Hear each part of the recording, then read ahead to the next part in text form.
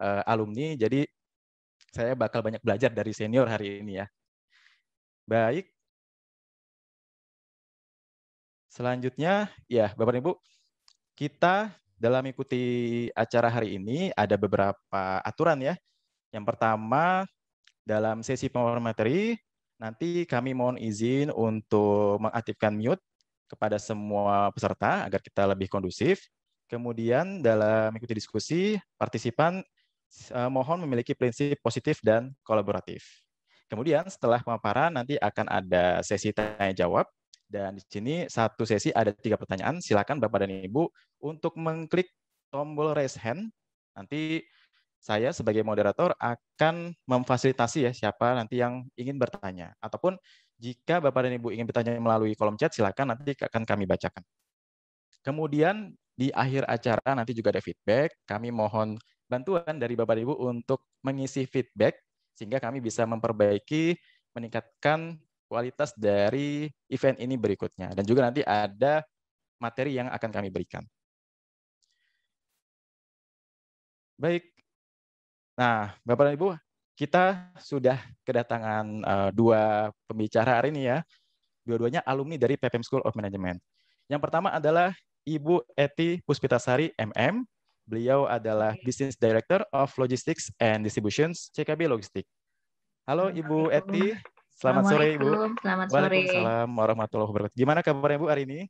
Alhamdulillah, agak mendung aja di luar ya. Mendung ya, sama di sini juga hujan petirnya lumayan besar Bu. Mudah-mudahan koneksinya nggak terganggu ya. Iya, insya Allah. Nah, Ibu Eti saat ini tadi menjabat sebagai Business Director of Logistics and Distribution di CKB Logistik dari tahun 2006 sampai sekarang. Kemudian dari 2001 sampai 2006 sebagai GFCO Officer, Brokerage Department Head of UPS International.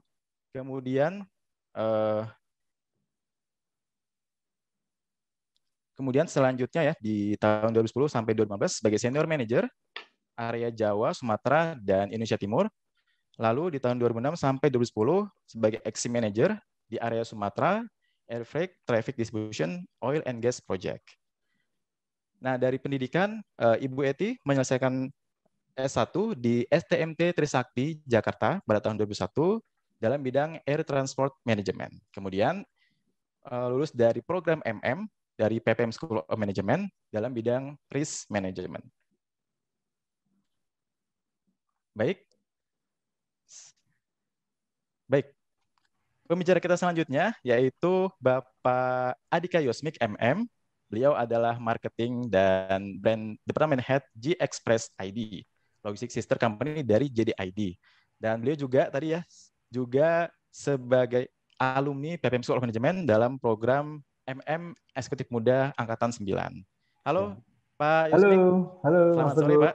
Selamat sore. Kabarnya? Selamat sore, kabar baik. Alhamdulillah.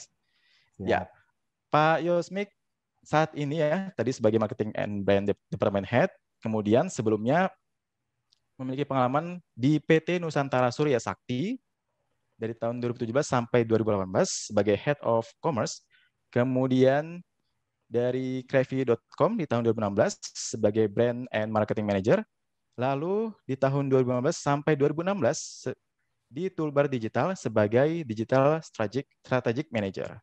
Nah, beliau juga menyelesaikan S1 di Trisakti University dalam bidang Marketing Management, kemudian menyelesaikan S2 dari PPM School of Management dalam bidang Business and Operational Management.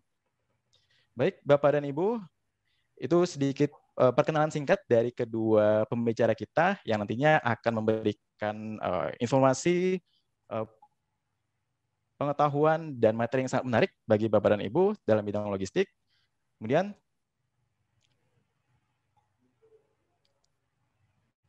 baik, mungkin agak ketinggalan saya ingin menyebutkan juga bahwa tadi Ibu Eti juga saat ini ya sebagai PPLBI Chairman. Apa itu? Jadi Perkumpulan Pusat Logistik Berikat Indonesia. Juga sebagai Board Member PPMTI atau Perkumpulan Perusahaan Multimoda Transportasi Indonesia. Jadi baru kita punya pembicara yang keren-keren nih hari ini. Baik, tanpa menunggu lama, kita akan segera mendengarkan paparan dari kedua pembicara. Baik, untuk pertama kami ingin mempersilakan Ibu Eti untuk memberikan paparan. Kepada Ibu Eti, kami persilakan. Oke, terima kasih Mas Teguh. Ini saya langsung share screen ya. Silakan, Bu. Oke, apakah sudah terlihat?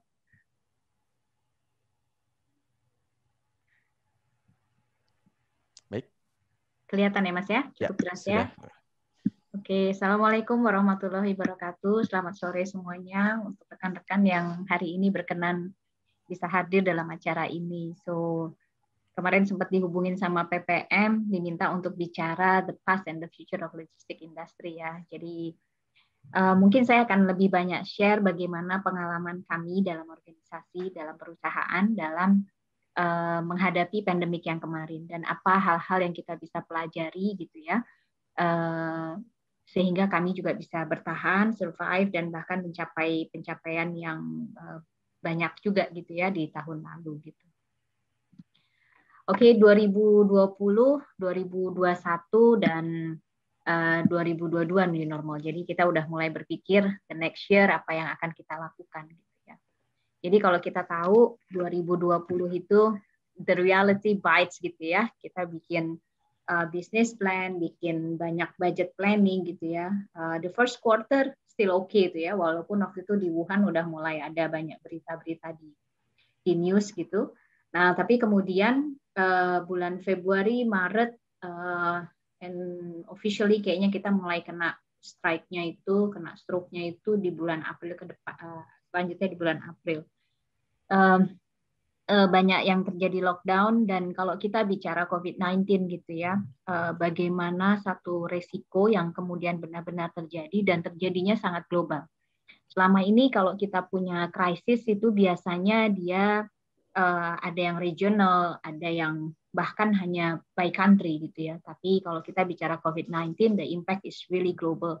Jadi kalau kita bicara yang namanya supply chain, logistik, itu benar-benar satu hantaman yang sangat besar sekali gitu ya. Karena hal ini tidak pernah terjadi gitu ya. Mungkin seumur saya lahir sampai sekarang belum ada cerita gini gitu ya. Kecuali waktu dulu mungkin zamannya masih tahun 1900 di mana waktu itu medical juga masih sangat minim gitu ya. Kemudian di 2020 kita tahu yang namanya new way of doing business. Indonesia ini cukup ketinggalan sebenarnya kalau kita bicara yang namanya work from home gitu ya. Kalau kita bicara di luar negeri, di Eropa, Amerika itu bahkan memang sudah ada beberapa multinational company yang mereka mengencourage timnya untuk dalam 1 minggu ada WFH gitu ya. Nah, tetapi kalau di Indonesia kemarin dan di dunia gitu ya, WFH kemarin adalah satu keharusan yang memang harus dijalankan untuk kita menghindari fatality. WFH ini buat dunia logistik nggak mudah gitu ya, karena masih ada physical movement yang kita lakukan dalam menjalankan kita punya pelayanan gitu. Jadi kecuali kalau mungkin kalau kita lihat film-film yang scientific fictions gitu ya, udah ada transporter, barang kita masukin tiba-tiba muncul di sana, nah itu mungkin logistik baru nggak kepake gitu ya. Tapi apalagi di Indonesia kita tahu sarana transportasi tanpa ada pandemik juga cukup challenging gitu ya, apalagi dengan kondisi pandemik. Kemudian budaya baru yang terkait dengan safety protokol kesehatan itu juga sangat di-emphasize, dan itu juga merubah pola kita bekerja di dalam organisasi.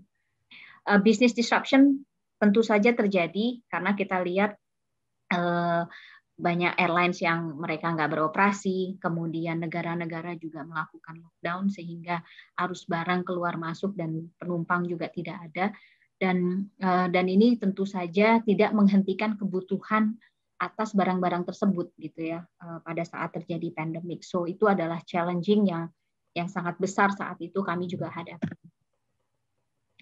Di 2020 pengalaman kami gitu ya, yang namanya risk management itu sangat penting gitu. Kalau dulu mungkin orang melihat risk management itu hanya sebagai satu hal administratif gitu ya, satu hal karena risk management itu kita banyak berpikir if skenario gitu ya, bila sesuatu hal terjadi apa yang akan kita lakukan gitu. Nah, saya yakin di dunia logistik di Indonesia terutama ya, yang namanya risk management itu masih sesuatu hal yang masih di atas awan gitu ya. Nggak banyak perusahaan yang juga menerapkan risk management. Tapi kalau kita bicara manufacture yang mereka juga sudah mulai global, bahkan risk management ini sudah masuk di dalam standar mutu manajemennya. Gitu.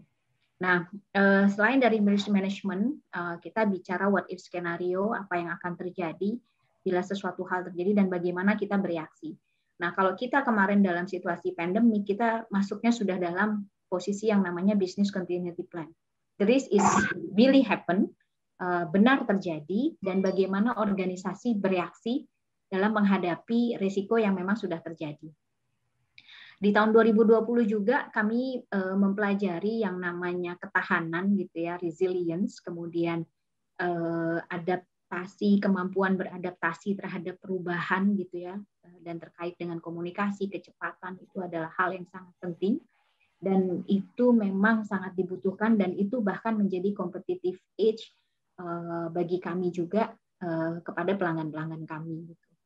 Nah, 2020 juga kita bicara yang namanya sustainability gitu, karena dengan kondisi seperti kemarin kita tahu juga banyak sekali perusahaan-perusahaan yang mengalami kesulitan, bahkan mereka moving backward gitu ya. Ada juga beberapa yang mengalami bankruptcy. Jadi kita tahu yang namanya sustainability itu sangat penting dalam satu perusahaan.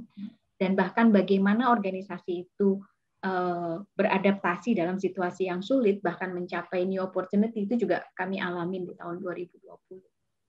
Jadi kalau kita boleh bicara tahun 2020 sebenarnya pembuktian bahwa risk management itu sangat penting, kemampuan risk management itu sangat penting dimiliki oleh setiap organisasi. 2021 yang kami pelajari ya, yang kami juga cermati gitu ya. Logistic new trends yang terjadi di 2021 juga belajar dari pandemik adalah yang namanya digital disruptions, itu memang sangat penting gitu ya. Kalau nanti kita bicara dengar dari pembicara Mas Yomi gitu ya, selanjutnya kita tahu bahwa yang namanya logistik, yang namanya supply chains, e-commerce akan sangat penting yang namanya teknologi. Kemudian pekerjaan itu akan bisa lebih menjadi fokus kepada manusia ya, orang gitu ya, karena kita tahu kemarin bagaimana situasi pandemik membuat kita sangat dibatasi pergerakan kita dan itu sangat berpengaruh besar terhadap terhadap jalannya satu organisasi.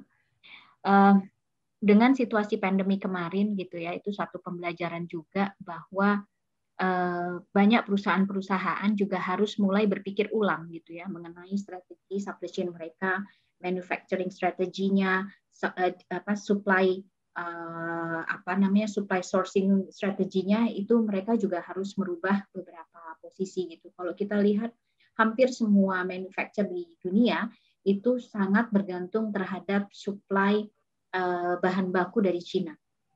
Pada saat kemarin terjadi lockdown besar-besaran di Cina, itu banyak sekali kelumpuhan yang terjadi di manufacturer yang ada di dunia. Jadi sekarang ini mereka mulai melihat bagaimana mengurangi resiko-resiko ini ke depannya dan mulai melihat negara-negara Asia lainnya sebagai source of supply di kemudian hari, di masa mendatang. Yang namanya risk management di poin 4 itu akan basically mendikte strategi supply chain ke depan.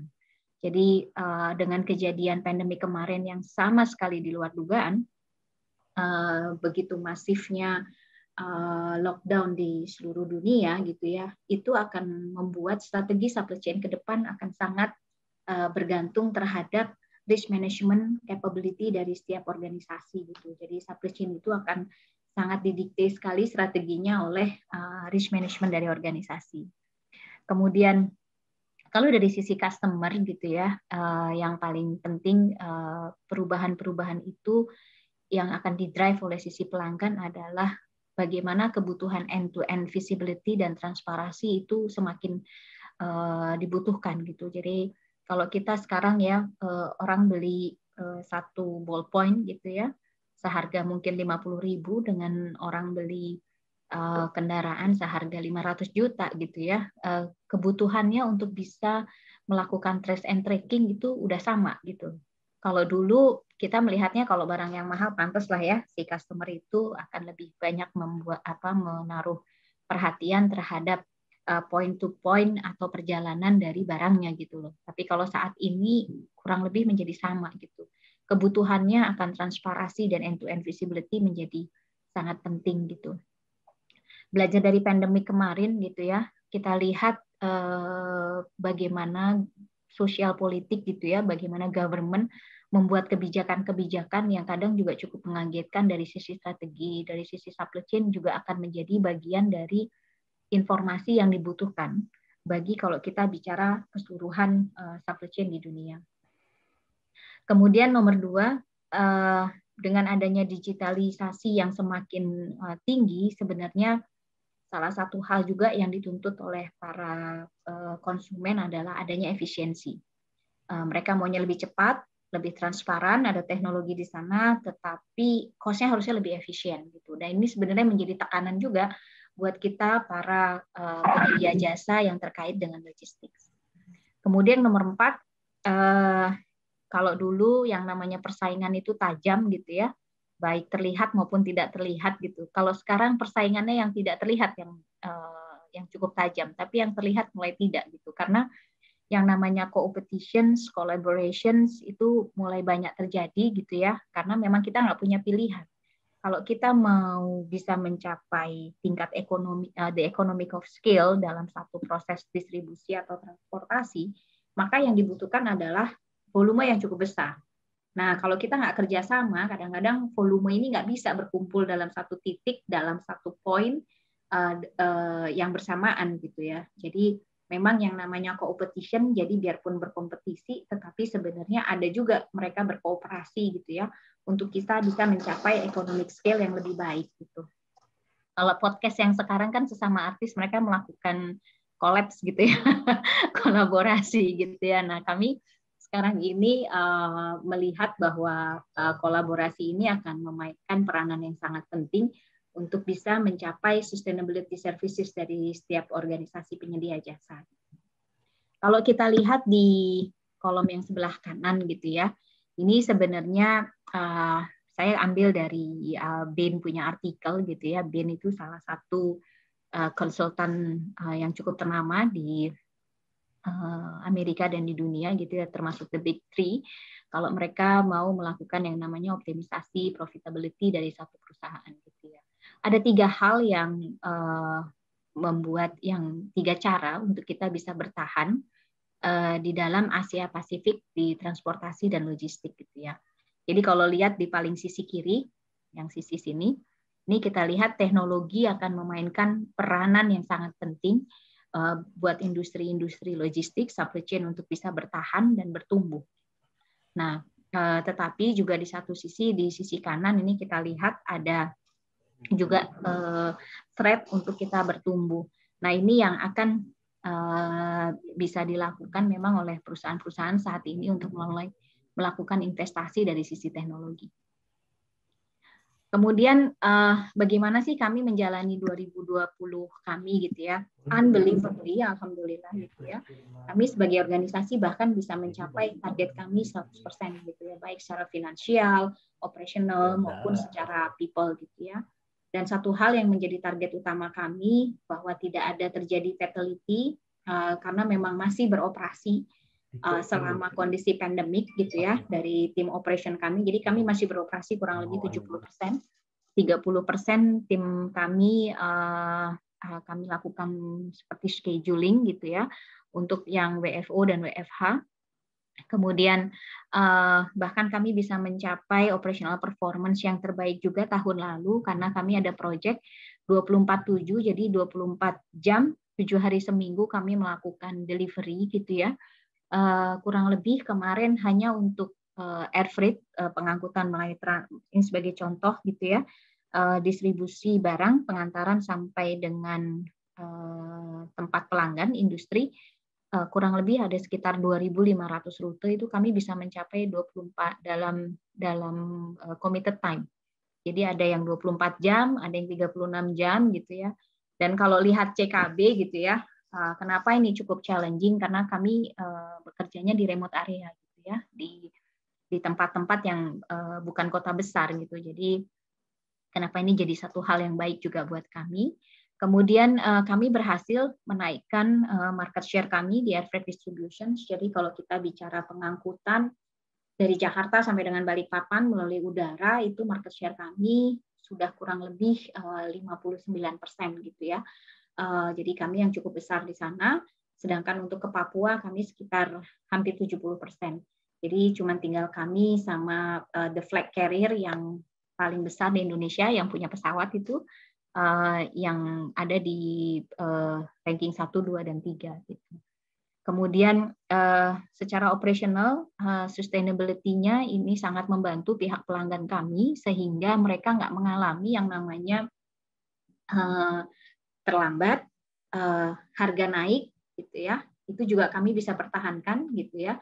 Jadi it's a win-win situations between us and our customer gitu ya, and they really appreciate pada saat kita melakukan proses risk management dan DCP kemarin. Kami juga berhasil improving CSI, Customer Service Index, yang kami lakukan sebenarnya tiap tahun gitu ya, untuk mengetahui bagaimana pendapat atau respon atau experience yang dialami pelanggan kami, itu kami naik sekitar 4 poin gitu ya, dan itu sebenarnya nggak mudah gitu buat kami. Dan ternyata karena kondisi pandemik kemarin gitu ya, pelanggan itu bisa melihat gitu ya, competitive advantage dari masing-masing mereka punya supplier, dan sustainability, kemampuan kami beroperasi dalam situasi yang sangat sulit itu rupanya menjadi poin yang sangat penting.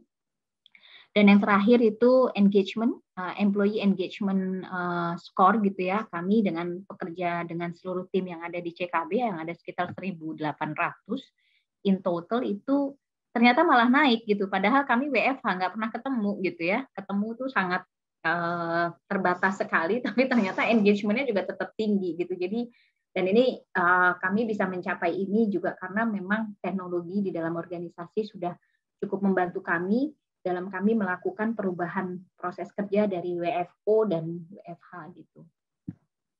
Untuk 2021 sebenarnya apa yang baru buat kami? New way of doing business, safety protokol akan terus karena vaksin juga mungkin akan masih 2-3 tahun lagi gitu ya, bisa merata di seluruh Indonesia. Kemudian new operating model tetap kita lakukan dan bahkan kita ada yang customize gitu ya, sesuai dengan kebutuhan pelanggan kami.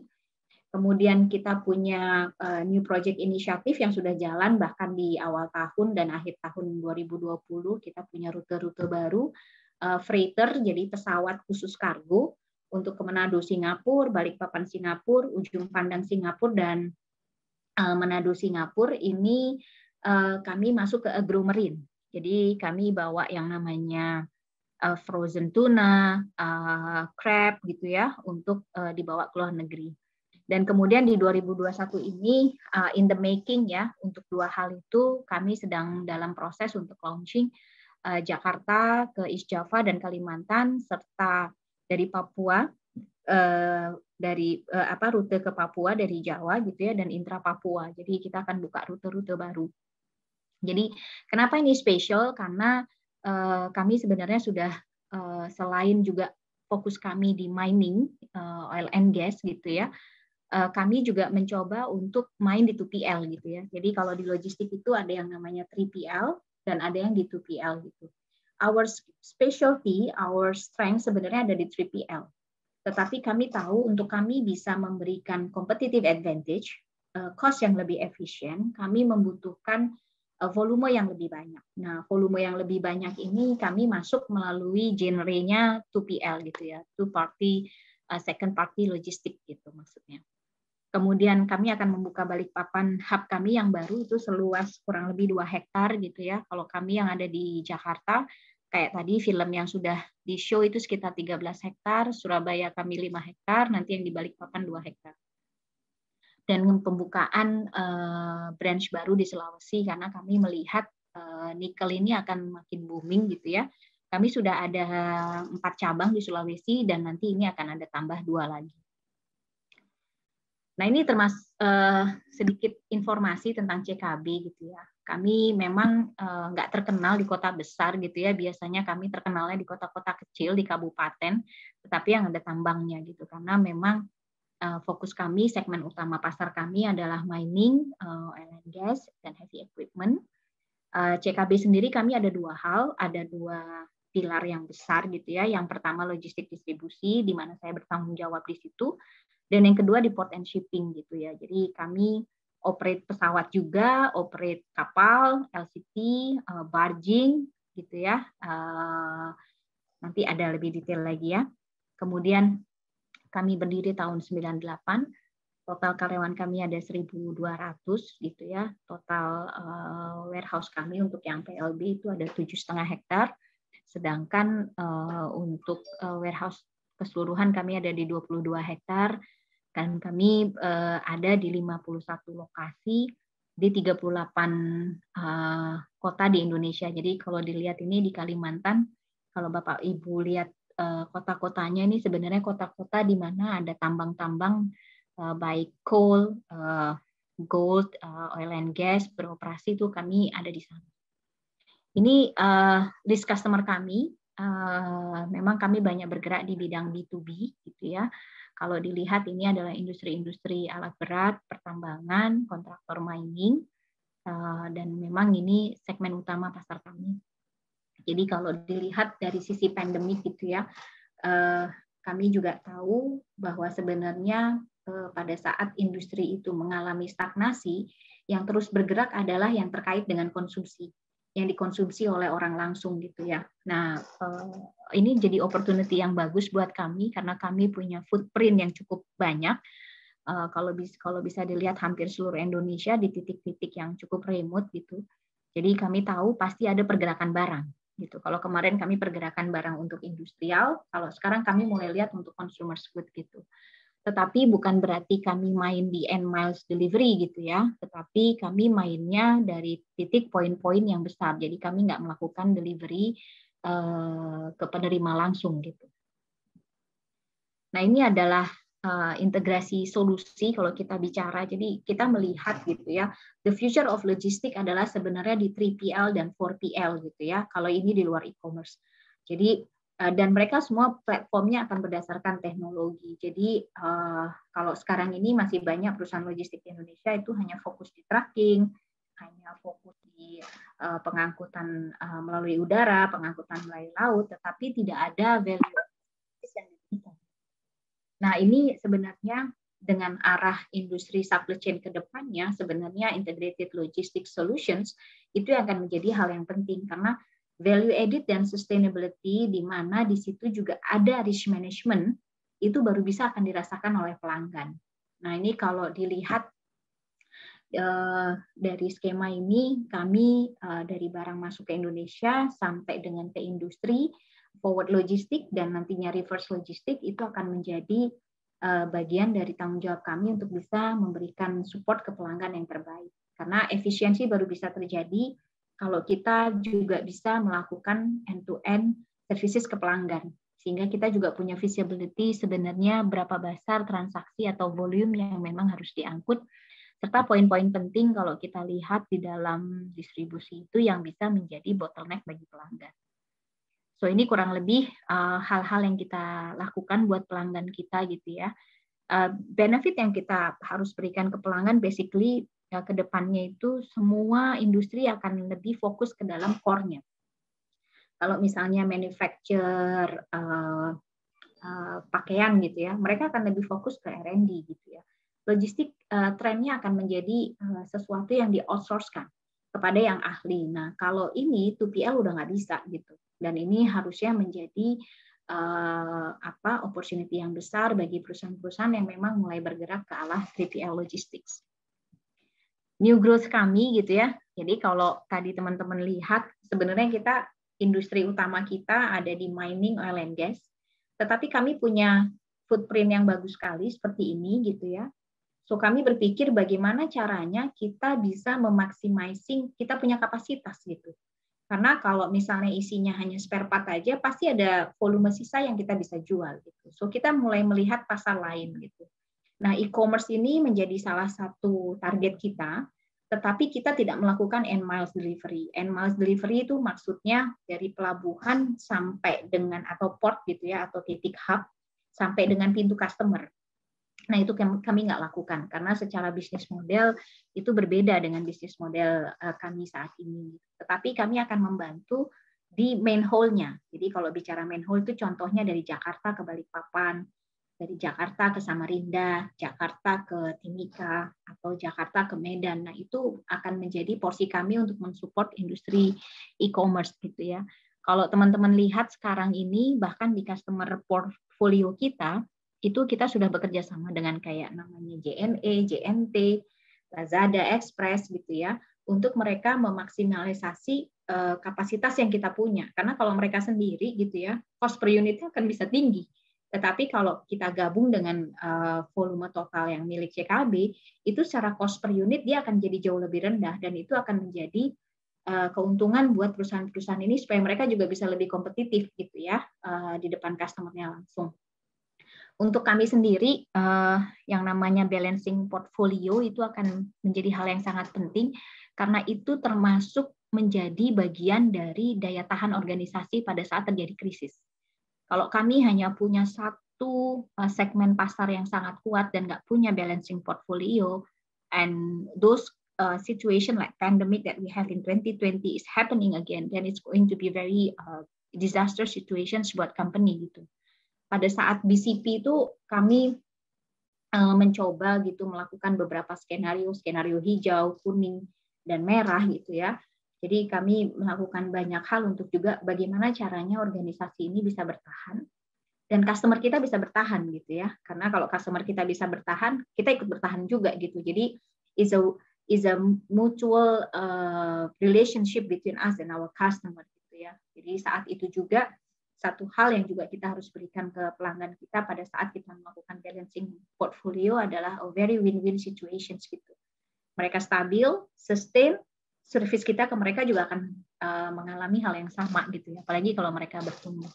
So di tahun 2020 hal yang baru malah kami bisa bertumbuh. Jadi kadang-kadang krisis itu nggak semuanya buruk gitu ya. Pasti ada sisi positif yang kita bisa pelajari dalam situasi yang sulit. Demikian yang saya bisa sampaikan tentang pengalaman kami dalam hal di tahun 2020 dan bagaimana kami menyongsong logistik di masa depan dan ini menjadi satu hal yang sangat penting. Jadi kalau teman-teman lihat dari 2020 balik lagi yang paling penting risk management dan sebenarnya saya cukup beruntung gitu ya karena 2017 waktu saya ambil studi di PPM saya ambilnya risk management gitu loh. Begitu terjadi resiko benar, udah mulai lebih siap gitu. So that's a good point.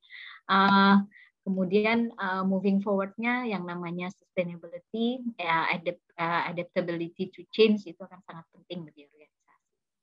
Demikian Mas yang bisa saya sampaikan.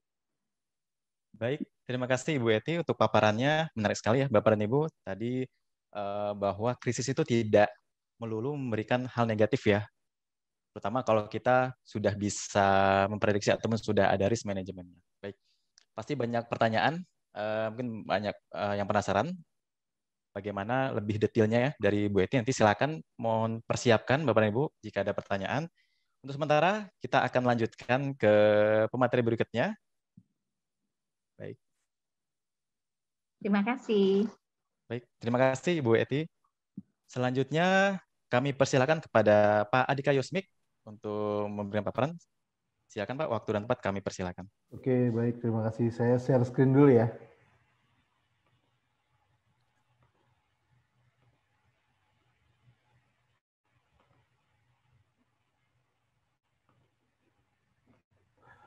Oke, suara saya sudah cukup jelas, Mas Teguh. Sudah Pak, sudah muncul juga. Ya. Oke, terima kasih sebelumnya sudah diberikan kesempatan untuk bisa berkenalan dan menyapa audiens di sini semua. Jadi kami dari jexpress.id, kami adalah official logistik partner dari JDID, dan di tahun 2019 kami kebetulan sudah diakuisisi oleh PT Aplikasi Karya Anak Bangsa. Jadi sekarang kami under Gojek, kira-kira begitu. Oke, mungkin langsung aja. Topiknya kali ini kan the past and the future of logistic industry, learning key point from pandemic, gitu ya. Nah, ini sedikit disclaimer dari kami. Lalu kita masuk ke materi pertama. Mungkin kalau sebelum bicara detail mengenai pandemik, kita lihat dulu nih, seperti tadi yang sudah dipaparkan oleh Ibu Eti, sangat detail sekali gitu ya. Kami ingin mencoba melihat mungkin secara sejarah logistik gitu ya. Jadi kalau kita lihat nih, sejarah logistik itu di awal di tahun 1801 itu adalah lahirnya logistik. Di awal nih pedagang-pedagang menggunakan kapal laut gitu ya, armada laut untuk mendistribusikan barang dagangannya atau hasil bumi gitu ya menggunakan si kapal laut tadi. Lalu di tahun 1930 logistik berkembang, dipergunakan oleh militeri. Di sini mungkin di awal Perang Dunia Pertama, Perang Dunia Kedua, di sini dipergunakan untuk yang sifatnya mengangkut persenjataan, mengangkut logistik perang gitu ya. Jadi ini di awal logistik ini berkembang ke arah logistik di dunia militer. Lalu selanjutnya di tahun 1950 kita melihat berdasarkan informasi yang kami dapatkan juga di sini mulai timbul yang namanya integral logistik, di mana sudah mulai ada teknologi misalnya untuk memaksimalkan utilisasi tempat gitu ya. Jadi menggunakan stacking, menggunakan palletizing. Nah, disinilah mulai dikenal yang namanya integral logistik. Lalu di tahun 1956 muncul yang namanya utilisasi logistik menggunakan kontainer, di mana memindahkan satu muatan dari satu tempat ke tempat yang lainnya dengan menggunakan kontainer dengan porsi yang lebih besar. Seperti tadi spesialisasinya CKB tentunya sudah kita tahu bersama, memang CKB banyak bermain di seputaran kontainer logistik gitu ya. Lalu berlanjut lagi di sini mulai muncul yang namanya komersial logistik yang menggunakan long haul atau land freight, menggunakan trucking gitu ya. Di sini mulai ada di tahun 1960. Lalu di tahun 1990 ini mulai lagi berkembang yang globalization logistik, di mana globalization logistik ini bentuknya menggunakan pesawat terbang dari satu tempat ke tempat lainnya, di mana mulai banyak area yang bisa terjangkau, baik itu remote area maupun kota-kota besar di hampir seluruh dunia. Nah, di saat ini, setelah itu di tahun 2015, disinilah the moment of truth. Jadi di mana logistik ini berkembang gitu ya, mulai banyak berkembang inovasi-inovasi di bidang logistik.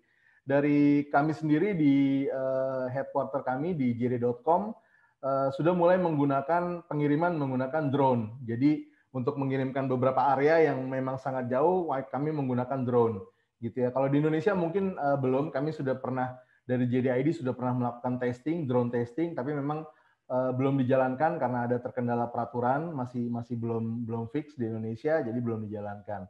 Nah, dari sekilas tentang histori logistik ini, gitu ya, apakah di pandemi ini berpengaruh terhadap logistik, gitu ya? Kita mau lihat dari sisi itunya. Namun sebelum ke arah sana, di sini saya share sedikit. Jadi kalau tadi kita sudah melihat, gitu ya, memang yang namanya logistik ini benar-benar dibutuhkan. Hampir di semua industri pasti membutuhkan yang namanya logistik atau supply chain untuk memindahkan stok barang atau apapun dari satu tempat ke tempat yang lainnya gitu ya.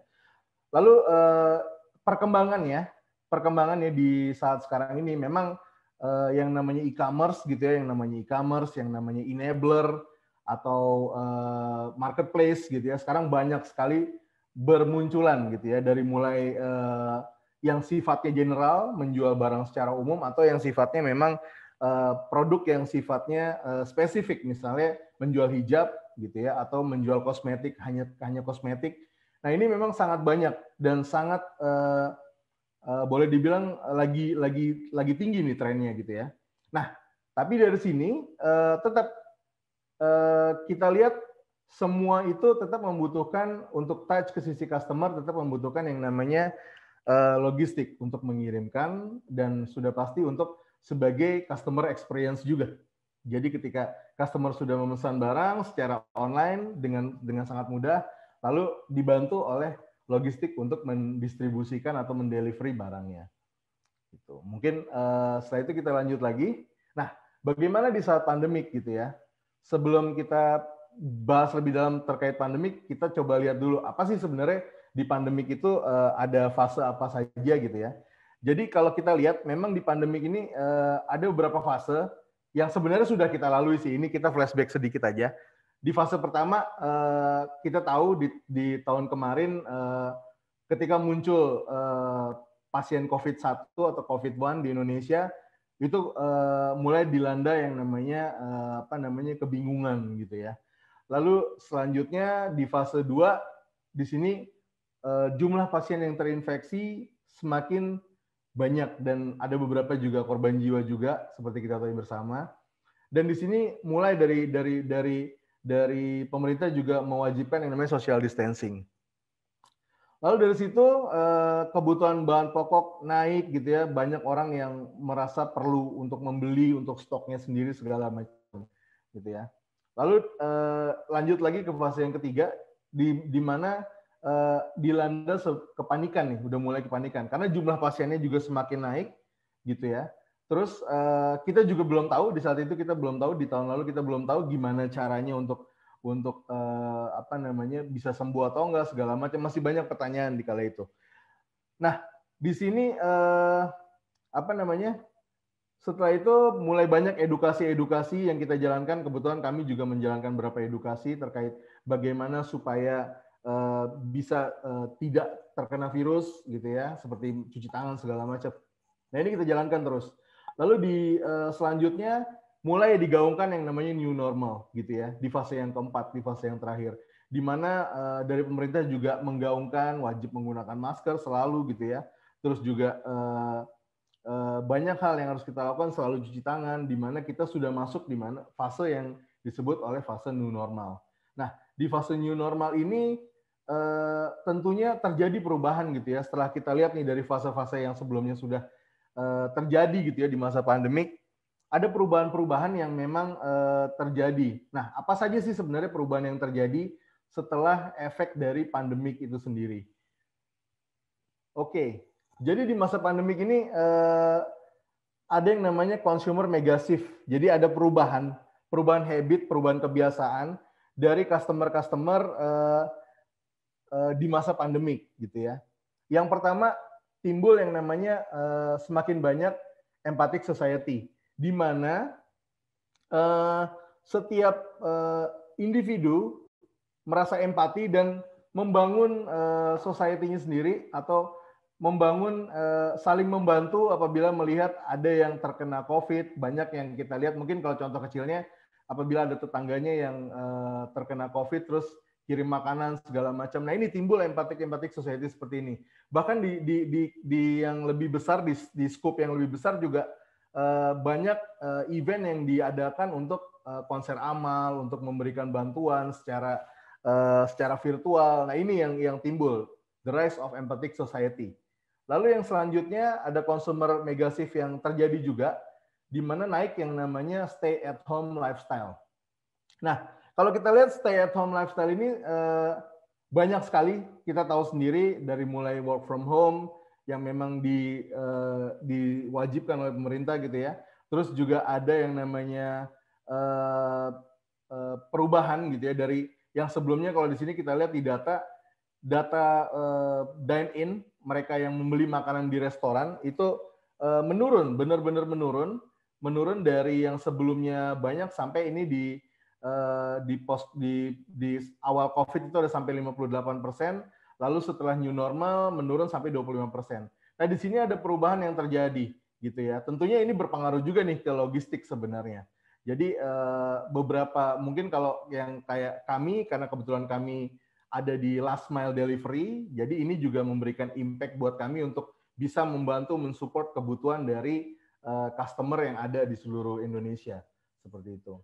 Lalu kalau kita lihat lagi ada pergeseran juga, ada pergeseran pembelian. Jadi kalau kita lihat ini yang di sebelah kiri adalah yang di kanan bawah, ini di sebelah kiri ini pembelian melalui offline, lalu ada pembelian melalui online. Nah, kalau dilihat di sini banyak yang bergeser, termasuk pembelian yang sifatnya entertainment gitu ya. Yang biasanya kalau kita bicara entertainment, mungkin orang mau nonton bioskop dengan mudah sebelum pandemi. Tapi sekarang ketika pandemi sangat sulit gitu ya, karena ada ketakutan-ketakutan yang masih ada di pikiran kita. Jadi yang namanya Netflix itu juga jadi naik, banyak orang juga yang jadi berlangganan subscription ke Netflix, supaya mereka tetap bisa mendapatkan hiburan. Entertainment adalah sebuah kebutuhan juga, yang tapi tetap merasa aman. Lalu yang lain dari itu juga ya yang namanya lifestyle memasak gitu ya. Ini ada data dari Italia juga bahwa home baking lifestyle di Italia ini meningkat nih. Terbukti dari kebutuhan-kebutuhan atau bahan baku, penjualan bahan baku pembuatan pizza itu meningkat di Italia.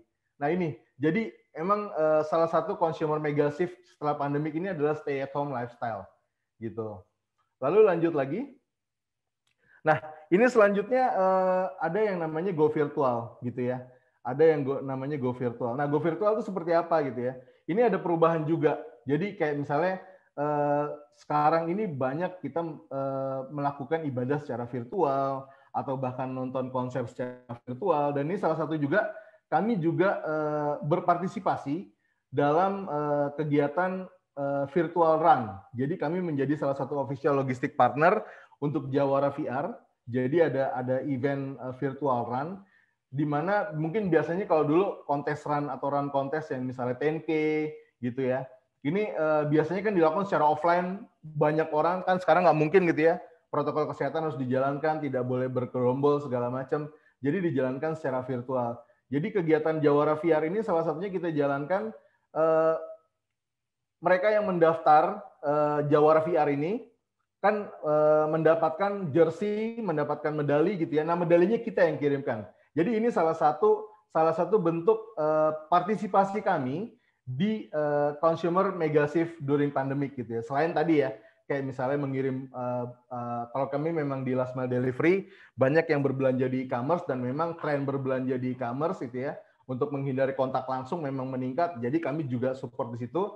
Tapi di kegiatan-kegiatan lain seperti ini di virtual run itu juga kami berpartisipasi juga untuk membantu mengirimkan logistik atau merchandise dari si event-event tersebut gitu ya. Jadi ketika ada event perlu ada merchandise, kami juga melakukan beberapa event virtual yang merchandise-nya kami kirimkan juga. Jadi biasanya kalau kita datang mungkin ke tempat satu venue, terus kita sebelum masuk kita dapat merchandise. Nah kalau sekarang venue-nya virtual, merchandise-nya kita yang kirimkan, seperti itu kira-kira. Lalu lanjut lagi. Di sini ada consumer mega shift yang selanjutnya adalah banyak yang kembali ke bottom of the pyramid gitu ya. Jadi kalau piramida Maslow itu kan ada beberapa tingkatan. Jadi kalau di sini di piramida Maslow banyak yang kembali ke bottom atau piramida yang paling dasar, di mana semuanya mencukupi kebutuhan yang paling mendasar dulu, sandang, pangan, papan, dan kesehatan.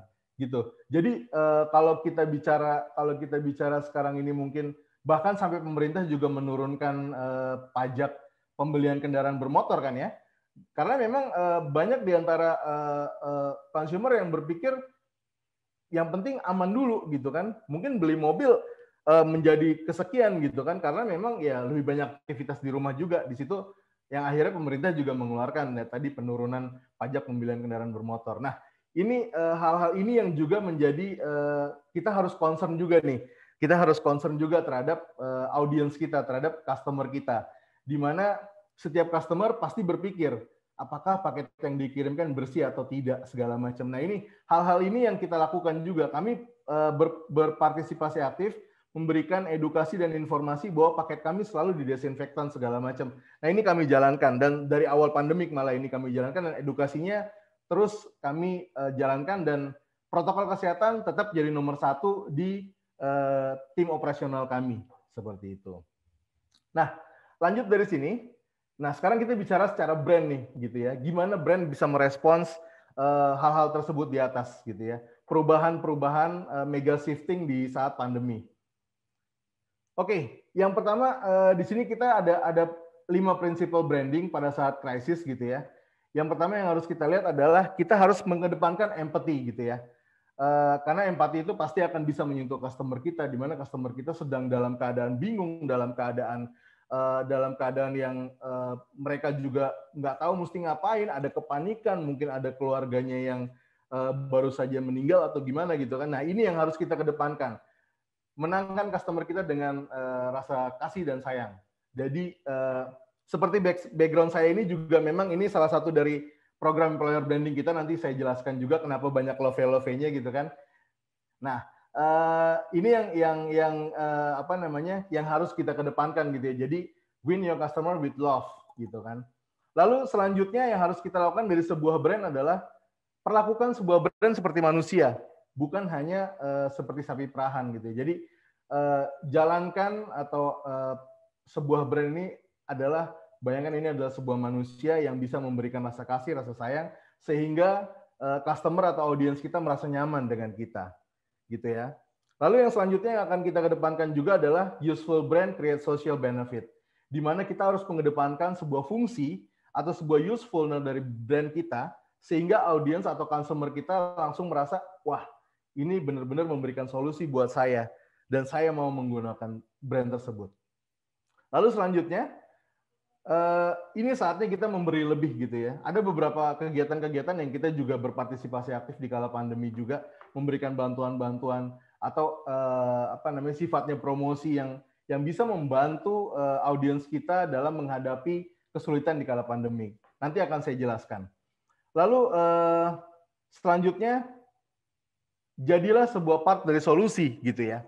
Karena yang namanya solusi itu pasti setiap orang akan dengan senang hati untuk memperkenalkan, akan dibantu kita, akan diadvokasi.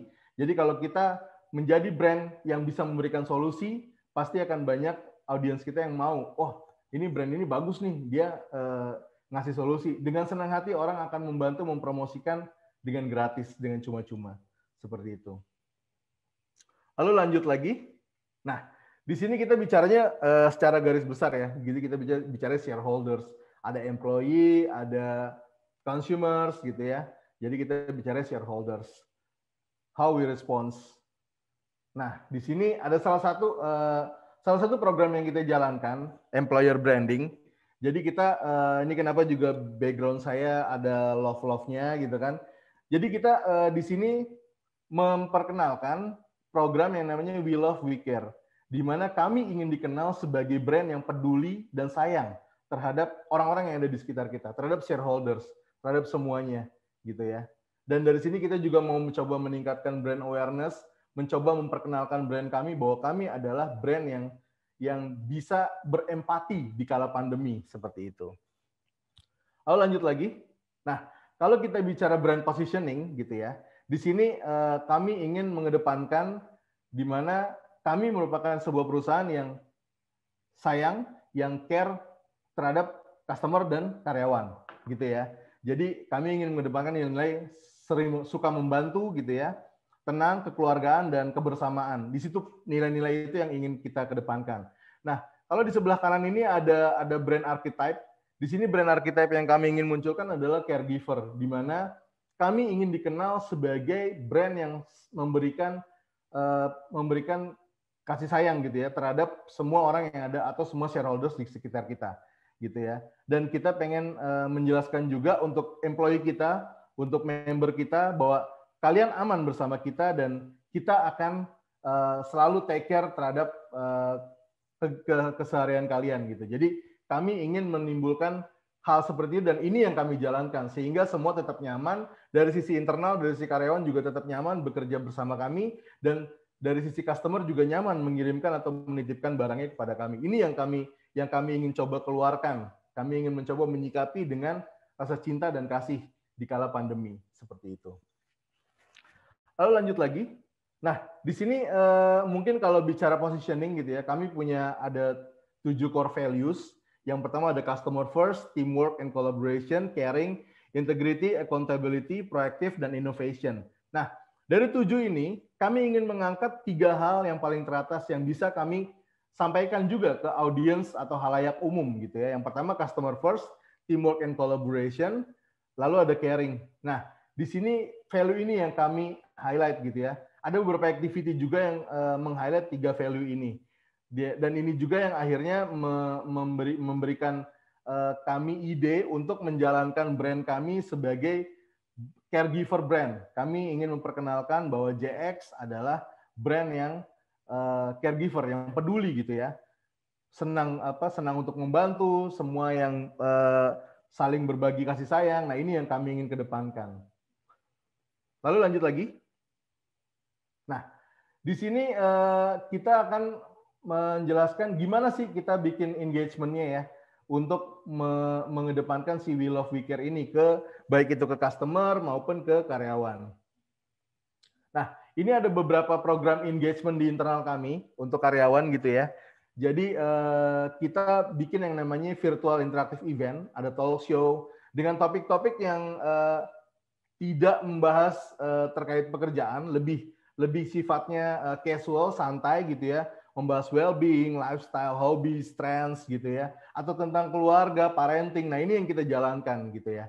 Nah, terus juga kita juga menggunakan beberapa tools seperti ada Menti, ada Slido, ada Kahoot gitu ya, yang sifatnya interaktif, yang bisa ada game-game, mini games yang sebenarnya ini gratis semua. Teman-teman bisa coba share juga, bisa pakai menti.com, Slido atau Kahoot, ini semuanya gratis dan ini bisa dipergunakan pada saat ya virtual webinar seperti ini. Lalu selanjutnya kami juga mengadakan yang namanya virtual workout, di mana kami bikin yang semacam bootcamp atau virtual yoga gitu ya, Zumba, virtual bodyweight training, di mana kami mengedepankan supaya semua karyawan kami tetap fresh dan tetap bisa bahagia. Semua tim member JX, semua Warrior JX bisa tetap bahagia dan di kala pandemik dengan virtual workout program yang kami jalankan.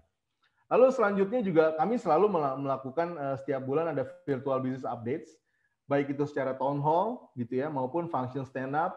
Terus ada pertemuan mingguan juga dan kami rutin juga melakukan weekly email blast untuk menginformasikan ada update apa segala macam. Jadi ini yang membuat kita semua di internal atau sebagai JX Warrior terupdate satu dan lainnya. Lalu lanjut lagi. Nah, ini ada beberapa employee engagement yang kita lakukan.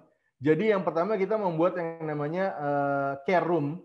Jadi care room ini adalah satu ruangan yang kita tempatkan di mana mungkin saat ini di kala pandemi ini issues yang lumayan rame juga adalah burnouts gitu ya, atau mental health issue di mana banyak yang merasa kita kan nggak bisa semudah sebelumnya ya, kalau mau liburan mesti mikir-mikir dulu segala macam gitu. Nah, ini kami mencoba mengakomodir di internal kami menggunakan yang namanya care room. Jadi kalau mau curhat segala macam nanti bisa request untuk menggunakan si care room ini. Lalu selanjutnya kita juga membuat yang namanya human standee, di mana human standee ini dia akan memegang tablet. Di tabletnya ini nanti kita bisa mengisi keadaan kita seperti apa dan kita mohon bantuan apa. Misalnya kami ingin berkonsultasi gitu kan, atau kami mau sekedar curhat mengenai apa, kerjaan lagi rame banget nih gitu misalnya kayak gitu. Nah, ini nanti ada yang akan membantu. Nah, siapa yang membantu? Kami juga mempersiapkan yang namanya The Caring Warriors. Nah, Caring Warriors yang kami lakukan ini dari setiap divisi atau dari departemen-departemen yang ada di dalam JX akan kami edukasi. Dan ini yang akan menjadi membantu untuk menjadi teman baik untuk bersifat mungkin membantu untuk menjawab pertanyaan, membantu untuk jadi teman curhat gitu ya. Atau kalau memang perlu lebih di atas lagi, si Caring Warriors ini juga bisa membantu menjembatani solusi apa yang dibutuhkan. Kira-kira seperti itu. Lalu dari sini ini terkait internal ya, terkait member of JX atau karyawan. Lalu lanjut lagi. Nah, sekarang kita bicaranya gimana nih cara kita bring satisfaction ke customer. Itu dulu yang pertama. Nah, sebelum kita bicara yang spesifik di kala pandemi gitu ya, apa yang bisa kita lakukan. Oke, di sini kami ada beberapa hal. Kita kebetulan pakai metode dari Service Quality Dimension dari Parasuraman. Mungkin kalau teman-teman PPM pasti tahu lah yang namanya Service Quality Dimension, di mana sebuah industri jasa ini punya matriks untuk melihat gimana caranya kita bisa dianggap jasa kita baik gitu ya. Jadi ada menggunakan di sini ada matriksnya namanya 5 Service Quality Dimension, di mana ada reliability, responsiveness, assurance, empathy, dan tangible clues. Nah, reliability yang kita lakukan, kita memiliki SLA compliance yang kita informasikan kepada customer kita. Jadi mereka udah nggak ragu-ragu lagi kalau pakai JX mau kirim Jakarta misalnya ke Padang gitu ya, atau Jakarta ke Surabaya, dia sudah tahu berapa maksimumnya dan bisa dipegang karena ini adalah janji kita seperti itu. Lalu kalau kita bicara responsiveness, di sini kita punya operation service support yang cukup banyak. Jadi kita punya kurir cukup banyak, ada sekitar 2.500 kurir di seluruh Indonesia di berbagai wilayah regional kami. Terus juga kami punya beberapa kantor cabang, ada DC, SC, dan DP gitu ya, ada distribution center, sortation center, dan drop point kami ada di beberapa wilayah juga. Lalu kalau kita bicara assurance gitu ya, kita bicara assurance, kami di sini merupakan perusahaan kurir yang well experienced, di mana kami mulai di tahun 2015, kami adalah logistik sister company dari JD.id yang banyak mengirimkan barang-barang atau yang sifatnya luxury. Jadi kalau kita ditanya sudah pernah handle luxury things atau belum, kita banyak gitu ya, dari mulai fashion ataupun apapun sampai ke yang sifatnya barang-barang yang biasa gitu ya, kita juga menghandle juga. Nah, di sini kita punya banyak experience mengirimkan barang-barang dari JD.id. Nah, itu juga experience itu yang akhirnya kami pergunakan untuk kami bisa berkenalan dengan market yang baru saat ini. Nah, lalu ada empathy. Nah, empathy yang kita jalankan, kami selalu menjalankan yang namanya service failure handling. Nah, service failure handling yang kita jalankan adalah sebenarnya yang paling penting dalam industri jasa adalah do it right at the first time. Jadi nggak ada istilahnya mau ngirim terus salah terus balik lagi baru dikirim lagi, itu nggak ada. Jadi kita lakukan sebenarnya sebelum service failure handling ada yang namanya do it right at the first time. Nah, konsep itu yang kita pegang. Lakukan semuanya dengan baik di saat pertama. Jadi nggak ada yang namanya kegagalan jasa, service failure. Kalaupun ada, kami lakukan. Jadi tim customer experience kami juga selalu siap membantu untuk memberikan yang namanya service failure handling apabila terjadi kegagalan jasa. Seperti itu. Lalu kita bicara tangible clues. Kalau kita bicara tangible clues, di sini kita memiliki infrastruktur dan teknologi yang cukup baik. Jadi kami memiliki website. Bisa dicek jxpress.id. Di situ semuanya bisa dicek dari mulai registrasi kalau mau jadi customer. Terus juga kami juga punya aplikasi untuk tracking, jadi bisa mengetahui jumlah paketnya sudah berada di mana. Ini bisa langsung dilakukan. Nah, ini adalah matrix yang kami pergunakan untuk mengetahui atau menjaga supaya service kami tetap baik kualitasnya. Lalu selanjutnya, nah ini ada dari serve call dimension ini kita membuat customer kita menjadi puas gitu ya, atau satisfied. Nah, kalau misalnya customer puas, pasti mereka akan tersenyum. Nah, inilah yang kita ejawantahkan. Mungkin kalau lihat di kiri atas ada yang kedip-kedip tuh JXpress, satu paket, satu senyuman. Ini adalah dasar dari tagline kita. Jadi kenapa kita keluarkan yang namanya satu paket satu senyuman adalah ini. Jadi dari service quality dimension yang kita jaga, lalu kita buat customer kita puas dan kita jadikan itu sebuah janji di mana setiap paket yang kami kirimkan harus menjadi sebuah senyuman pada akhirnya. Nah, kira-kira seperti itu. Nah, ini ada sedikit video terkait satu paket satu senyuman.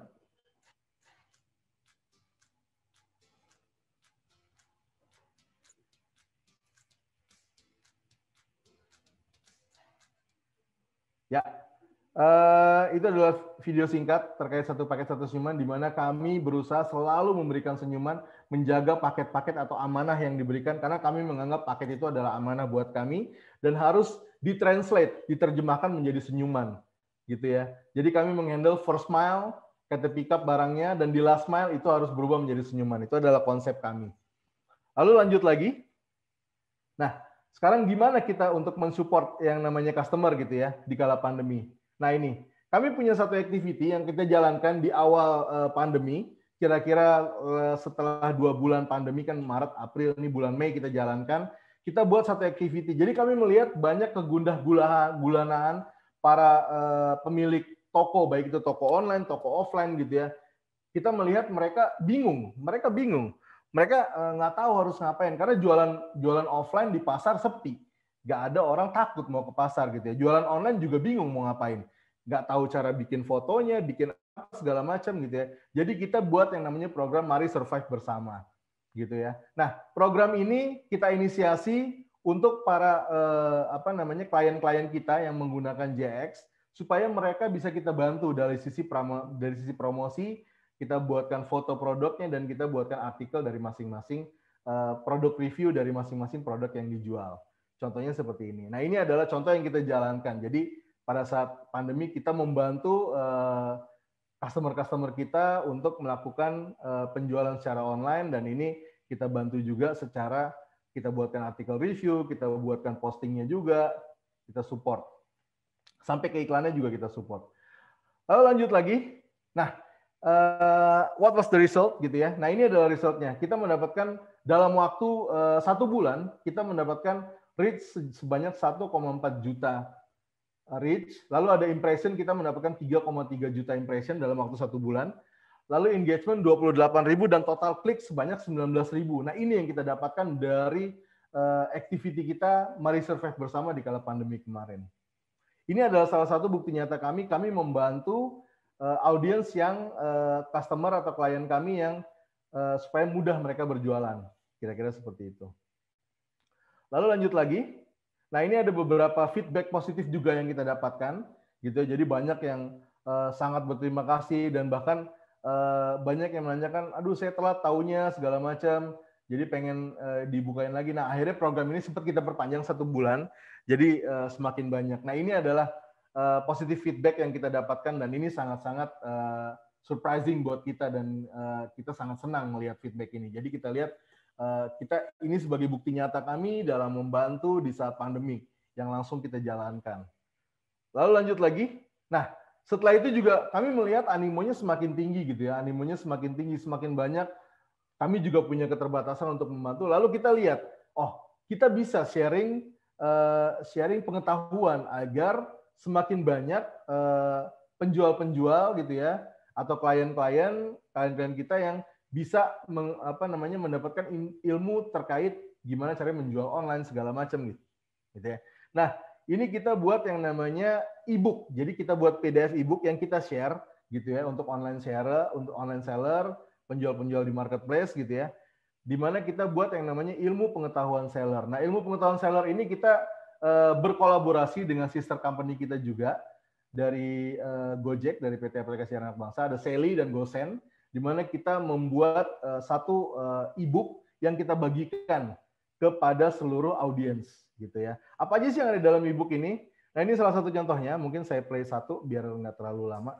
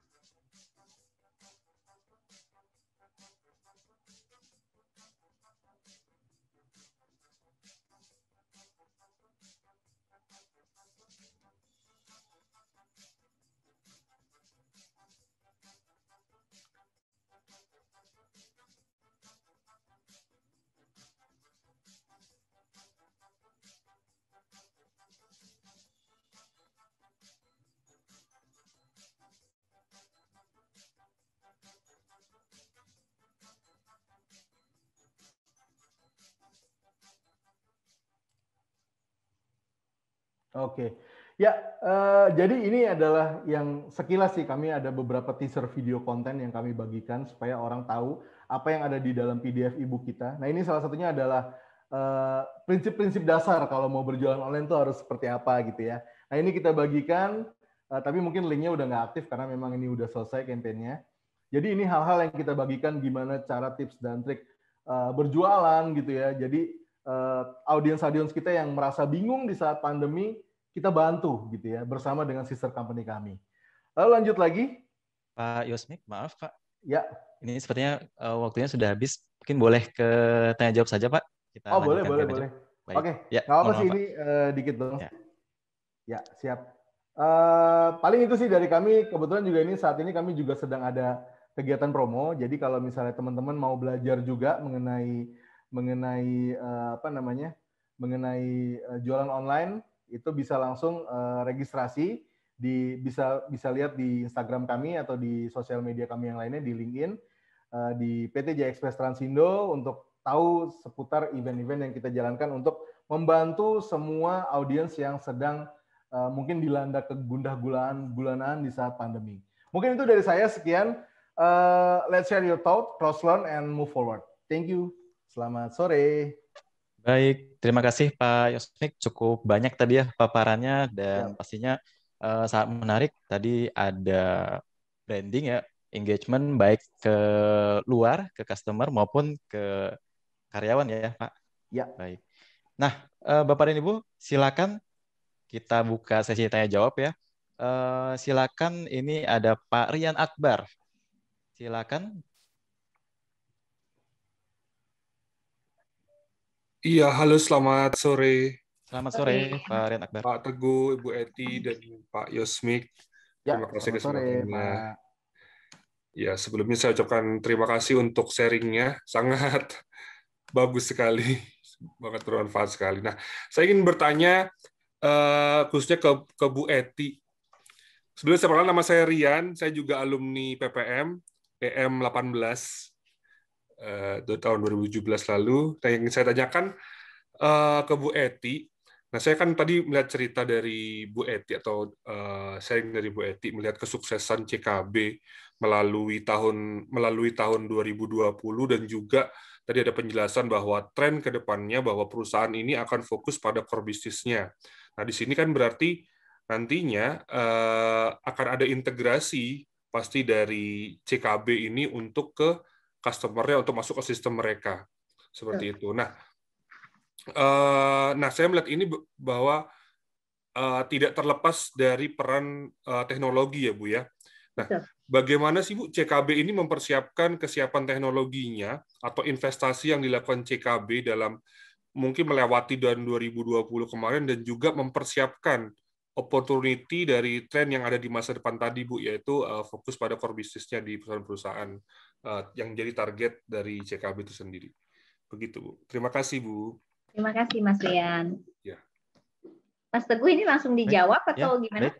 Silakan, Bu. Langsung dijawab. Oke. Mas Rian, betul ya. We cannot live without technology. Tapi teknologi itu juga harus hati-hati ya. Karena tergantung daya beli. Terlalu canggih, sophisticated, kadang nggak ada yang beli juga, mahal gitu ya. Jadi kita memang sesuaikan dengan sebenarnya kebutuhannya ada di mana. Jadi dia match aja gitu ya. Jadi yang advance itu belum tentu di Indonesia bisa. Jadi kalau kita bilang kalau di luar negeri itu yang namanya teknologi kayak di warehouse itu mereka toolsnya udah semuanya teknologi pick and picking. Udah kalau kita lihat di Amazon, Alibaba, mereka udah very high technology gitu ya. Orang kurang. Tapi kalau di Indonesia dihitung pakai orang sama teknologi itu masih murah pakai orang. Jadi mau masuk ke competitiveness itu juga kita harus pinter-pinternya lihat situasi gitu. Nah, kalau CKB kami lakukan kombinasi gitu ya. Karena memang ada juga customer yang dia udah siap untuk integrasi, tapi bahkan atau ada yang kita yang kasih teknologinya. Jadi it's part of our services. Kalau CKB arahnya ke depan sebenarnya kami sedang bikin yang namanya control tower within our ecosystem. Jadi supaya kami juga punya visibility yang lebih baik terhadap semua volume yang ada di dalam ekosistem kami.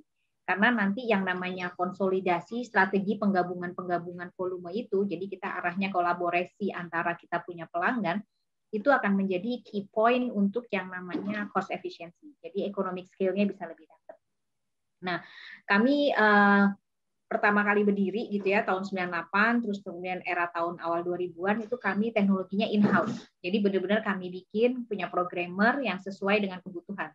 Karena kalau CKB ini kayak hybrid, dibilang kurir nggak bisa gitu ya, dibilang freight forwarding kami udah bisa ada arah kurir gitu ya. Jadi untuk our B2B customer itu kami yang delivery spare part itu sampai end customer gitu, dan hitungannya udah sama kayak Mas Yosmik tadi, 2 hari, 3 jam, 4 jam, 5 jam, 6 jam gitu. Jadi kami udah masuk di hybrid itu. Jadi oleh karena itu kami dulu in-house. Nah tapi ke depannya we are in the process of building it, we using Ramco right now. Kita dalam proses punya ERP untuk kita punya logistik sistem. Jadi yang namanya warehousing, distribusi, trace and tracking nanti semuanya dalam satu platform. Jadi benar-benar ada di dalam satu platform. So the investment is also very high. dan kita dalam proses untuk masuk ke sana. Jadi arahnya kalau kami CKB akan namanya control tower. Jadi semua proses distribusi itu kami bisa punya visibility yang sangat baik di dalam organisasi. Bedanya kalau kami karena kan end to end ya. Jadi proses di warehousing PO dari PO customer expediting itu kami juga managing itu. Termasuk optimisasi yang namanya network. Jadi network itu kita bisa berubah within 1 week, 1 year, atau 6 months, itu akan sangat tergantung dari volatility-nya. So technology is going to be very important.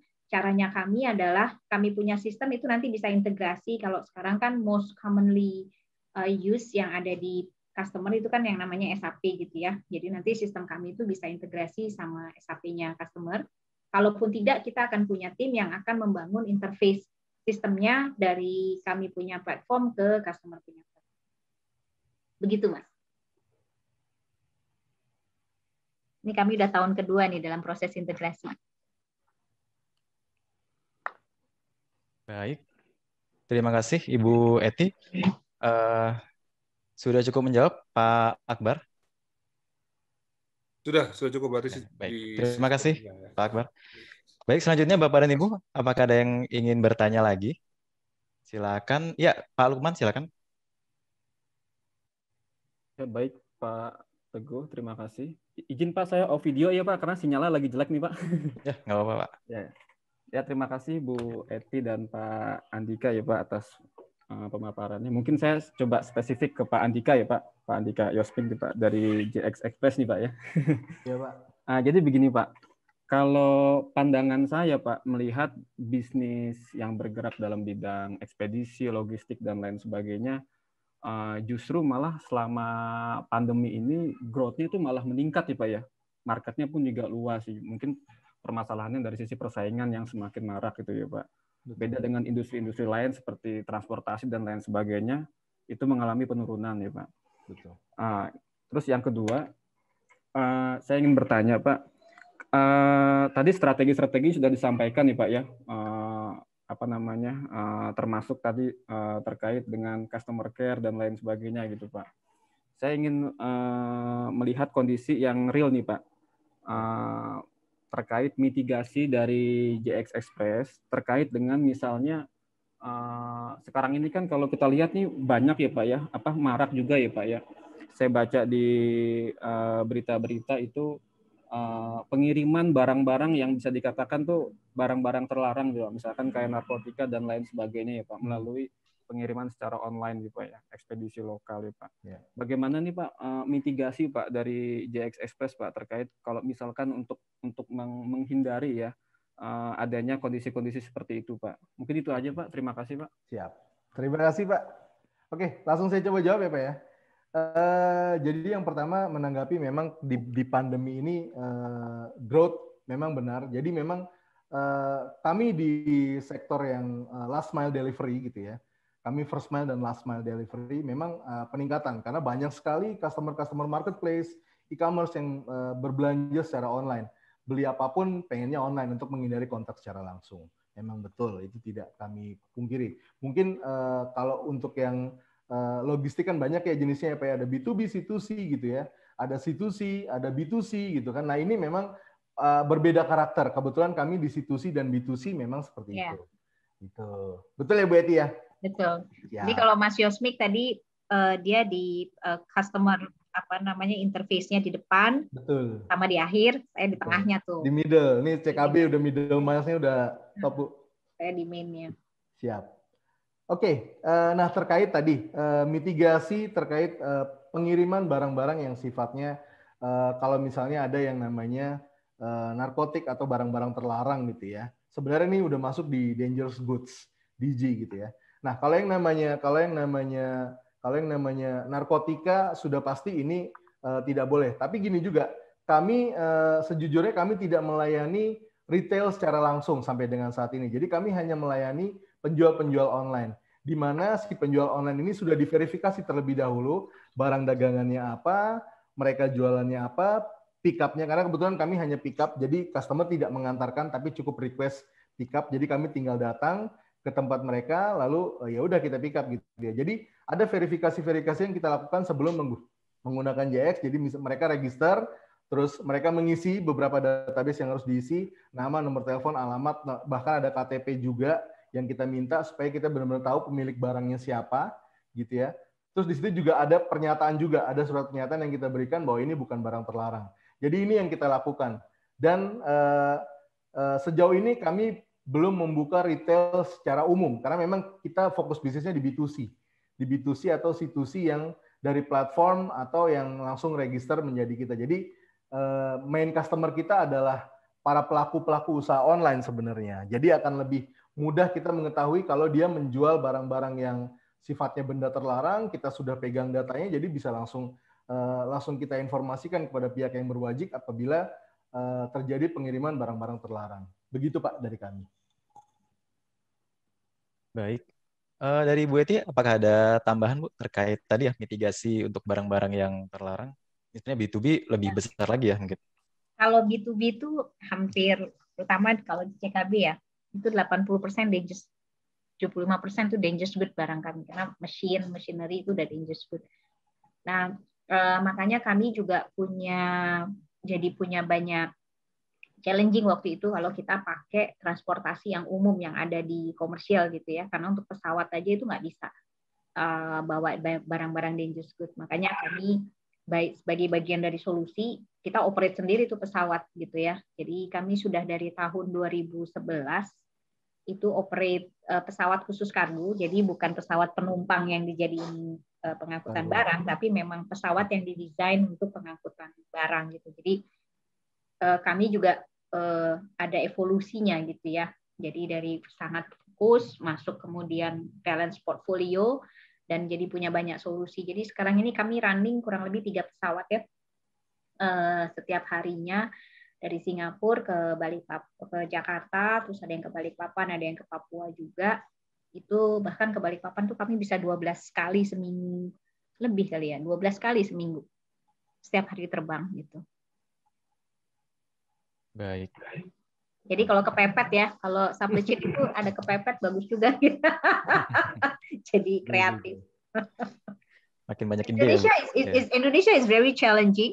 So end miles delivery yang di manage sama Mas Yosmik itu the challenge is very high karena bayangin gitu ya, cost per unit dia harus masuk ke end customer gitu, which is they are very price sensitive gitu ya, beda sama B2B. Jadi Mas Yosmik ini jago nih. Masuk ke B2C itu nggak mudah gitu ya. Jadi bagaimana dia bisa punya touch engagement ke pelanggan dengan karena touch pelanggan juga nggak cukup kalau dia nggak kompetitif gitu.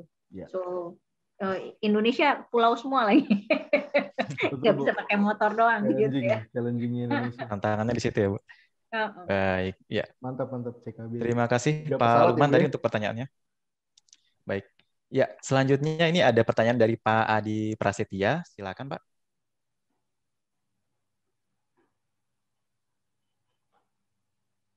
Ya, selamat sore Bapak-bapak, Ibu-ibu.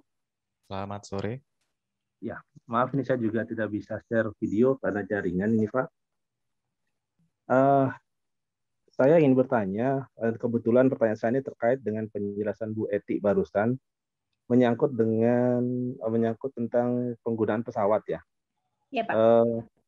Kita tahu bahwa tadi pemaparannya bahwa logistik di Indonesia ini cukup promising, apalagi dengan perubahan perilaku konsumen seperti sekarang gitu ya, dengan adanya pandemi. Nah, di sisi lain, bicara transportasi pesawat, kita tahu bahwa kawan-kawan airline itu sedang menghadapi masalah yang cukup serius. Dan mereka bisnis utamanya penumpang, dan tentu saja, ya mungkin ini setahu saya, teman-teman di logistik ini bergantung pada airline ini untuk menumpangkan kargonya. Nah, kita juga belum tahu nih ke depannya airline ini apakah bisa survive atau bisa kembali normal kayak dulu. Nah, challenge ini tentunya akan menjadi tantangan tersendiri buat teman-teman di logistik ya, baik itu CKB maupun dari Pak JX. Tadi Pak Ibu Eti sudah menyebutkan untuk pesawat sudah punya sendiri, tapi pemahaman saya hanya untuk hub-hub tertentu dan kondisi tertentu gitu ya. Nah, nantinya ke depannya bagaimana melihat tantangan ini Bapak dan Ibu nih? Demikian, terima kasih. Monggo Mas Yosmik dulu atau gimana? Boleh. Kalau dari kami sih sebenarnya sampai dengan sekarang kami manage demand dulu. Jadi apa namanya, supply-nya yang banyak ke arah mana, di situ baru kita sediakan solusinya. Jadi memang kami masih bekerja sama juga. Sejujurnya Pak, yang namanya logistik untuk support seluruh Indonesia, negara kepulauan yang banyak pulau-pulau, ada lautannya, itu sangat sulit ya kalau kita mau semuanya handle gitu ya. Itu masih belum lah. Nah, kita sendiri masih yaitu gimana kita managing capacity. Di mana yang ada demand-nya dulu, itu yang kita support duluan. Mungkin ada beberapa daerah ada permintaannya, tapi menurut kami capacity-nya belum terlalu besar, kami belum buka di area tersebut. Jadi kami juga masih menggunakan mitra atau 3PL lokal seperti itu. Gitu sih. Kalau dari kami seperti itu managing capacity-nya. Oke. Menambahkan dari Mas Yosmik ya. Jadi waktu pertama kali di bulan, kami sebenarnya CKB dulunya kami purely hampir 80% itu bergantung ke commercial airline. Ya, karena memang opsinya juga banyak. Kalau kami buka sendiri juga economic scale-nya nggak dapat gitu ya. Tapi kami punya challenging, barang kami itu besar-besar gitu ya. Kalau mau masuk commercial flight itu biasanya juga kalah terus sama barang-barang e-commerce. Jadi barang-barang e-commerce, perishable goods, terus kemudian mail, documents itu pasti duluan. Ya, jadi kami punya challenging. Sedangkan kalau pertambangan, manufacturing itu mereka punya production time juga kan ketat gitu ya. Kalau lewat laut kadang kelamaan. Jadi then we start to think gitu ya, how we going to make it. Makanya kami pertama kali buka tuh Singapura, Halim, Balikpapan. Karena di rute itu kami punya volume yang cukup besar. Spare part masuk dari Singapura, ada yang dari Eropa, Amerika, transit Singapura, kami bawa ke sini. Tadinya semua langsung masuk ke Indonesia kecil-kecil. Akhirnya kita bilang kumpulin aja di Singapura, nanti kita bawa pakai pesawat yang besar gitu ya. Nah, setelah itu kami baru buka rute Balikpapan. Setelah itu kami lihat ada rute-rute lain yang kuat dan kami masukkan pesawat kami di rute-rute itu. Nah, kalau sebenarnya pada waktu pandemik itu sempat itu hampir nggak ada flight. Jadi yang tadinya 100% itu berkurang hampir 80-85% ya. Jadi bayangin cuma tinggal 15% gitu. Bahkan ada minggu yang no flight at all gitu ya. So dan pemerintah hanya berikan kelonggaran untuk logistik gitu ya. So kami kan izinnya logistik. Jadi kami running pesawat itu masih bagus juga. Dan alhamdulillah karena mungkin that's the beauty of the bad situation that you still always have a good situations di sisi lain gitu ya. Kami lihat orang punya banyak kebutuhan yang sama. Jadi pada saat itu ya kami langsung tanyain gitu yang kami udah tahu yang punya quantity volume banyak dan kami juga tahu pasti ketahan di airport gitu ya. Kami hubungin juga.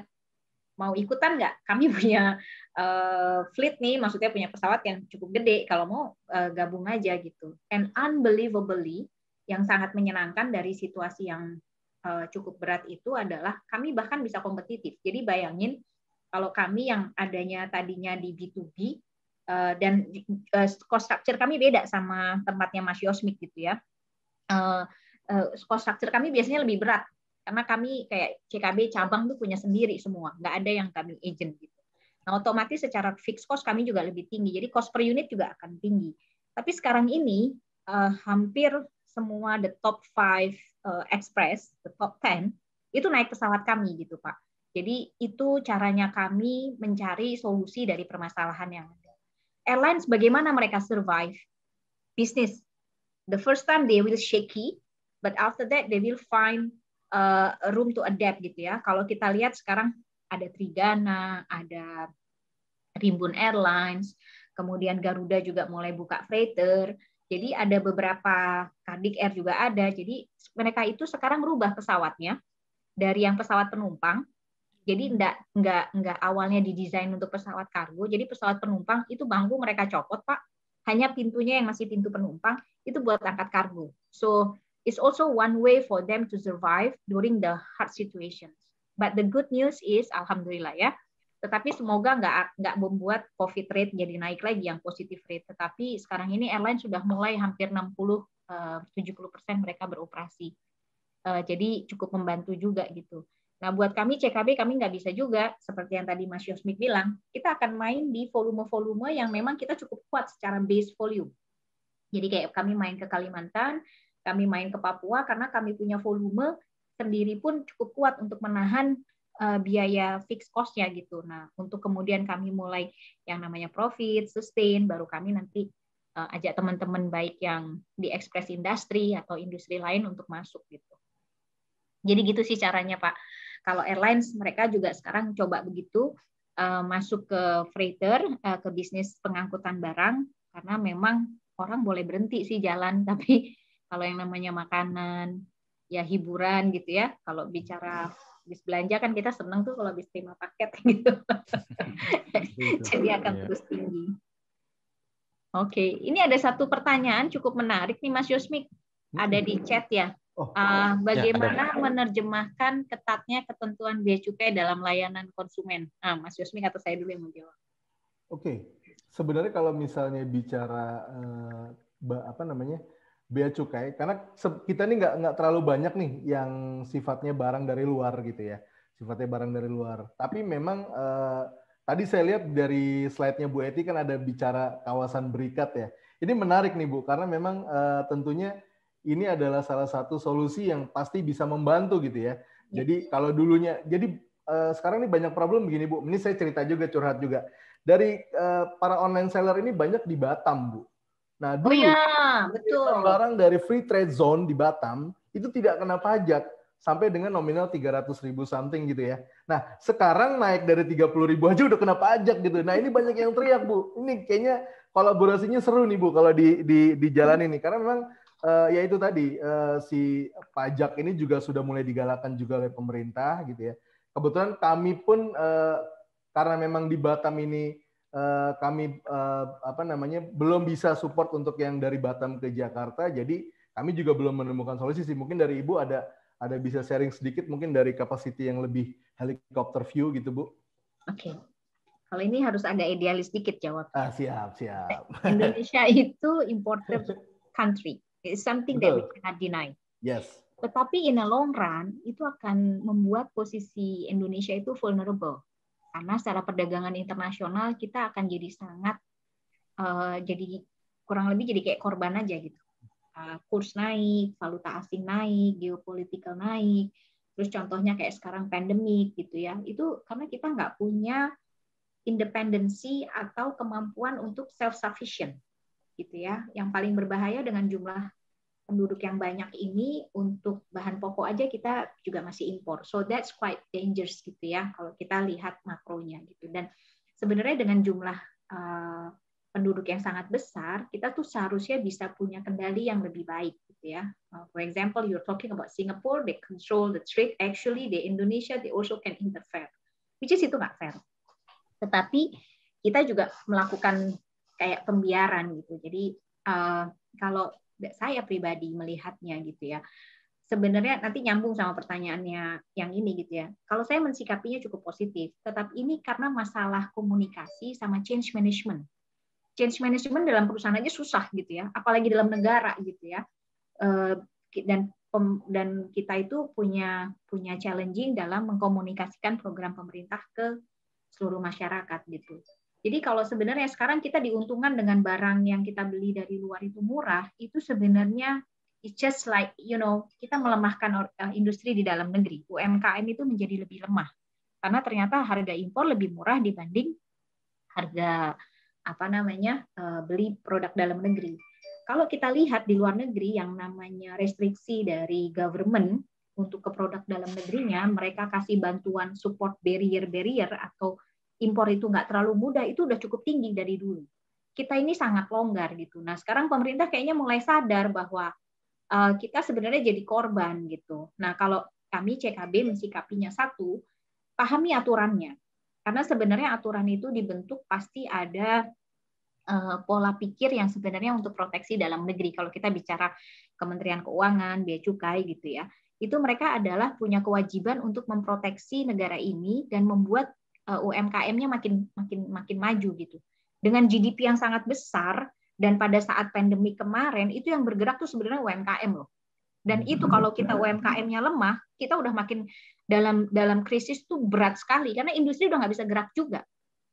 Nah, hanya sayangnya UMKM ini agak sembunyi di dalamnya itu bukan real our product gitu. So that's also the challenges that we face as a country gitu. Nah, kalau bea cukai ketat, memang tugasnya begitu. Kalau enggak, yang namanya narkoba itu masih masuk. Terus kemudian barang-barang itu orang Indonesia tuh challenging loh ya. Orang Indonesia itu adrenalinnya tinggi.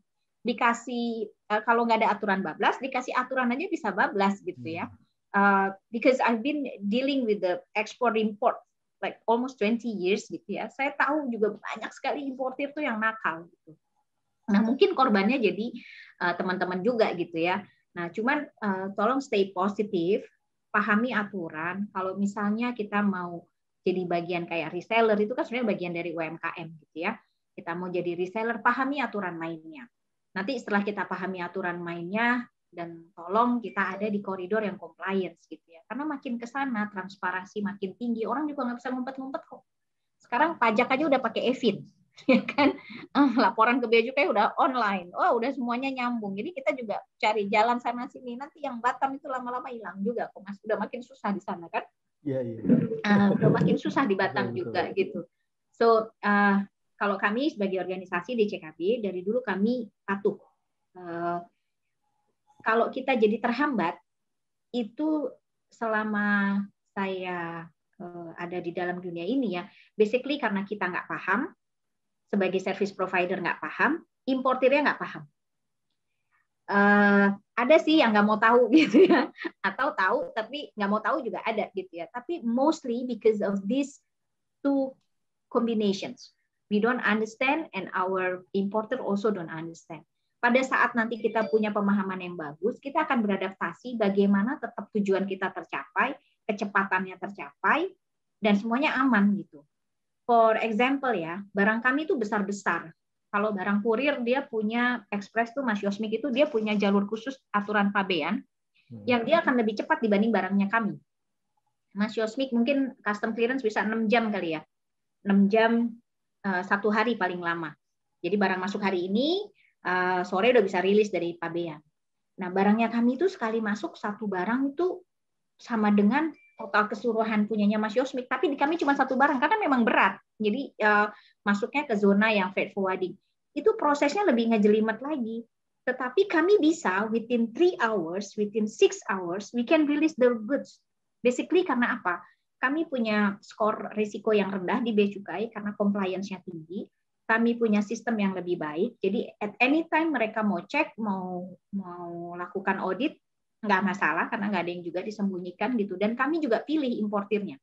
Kami pilih customer yang kalau niatnya udah negatif kita udah pasti tahu nih, ini udah nggak benar nih ya, kita udah tahu. Nah itu biasanya kita langsung screening, bahkan kita tolak gitu, karena itu nanti berpengaruh ke risk assessment kami sebagai service provider yang terdaftar di kepabeanan. Jadi di bea cukai itu juga mulai di profiling sama mereka. Jadi selain importir, service provider logistik juga sama mereka mulai di profiling. Yang risikonya rendah, punya catatan yang baik, itu akan lebih mudah proses, bahkan akan difasilitasi untuk bisa mendapatkan fasilitas kemudahan lainnya. Gitu. Nah, bea cukai bahkan kalau untuk e-commerce lagi hotnya bikin pusat logistik berikat ya, Mas. Ya, nah, nanti Mas Yosmik bisa ngobrol sama saya. Ya. Itu yang lagi banyak peminatnya, Bu. Karena memang tadi benar yang Bu Eti bilang bahwa di kita juga 60% dari UKM-nya justru menjual barang dari luar negeri. Gitu. Nah, ini juga jadi ada semacam abu-abunya di sini mungkin. Kayak gitu. Betul.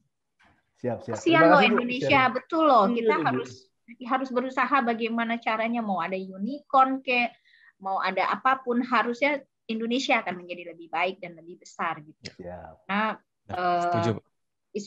We going to live in this country until the end of the time gitu ya. So we gotta make sure that this country will be very strong in the future gitu ya. Setuju Bu. Baik, setuju Bu. Baik, cukup panjang ya pembahasan kita Bapak dan Ibu. Nah, ini karena waktu kita juga sudah lewat ya. Untuk Bapak dan Ibu yang mungkin mau bertanya atau masih ada pertanyaan lain, silakan ya, jangan khawatir. Kita masih memberikan kesempatan, silakan mengajukan pertanyaan ke email pojokpintarmanajemen@gmail.com. Nanti akan kita teruskan ke pemateri ya. Silakan. Baik.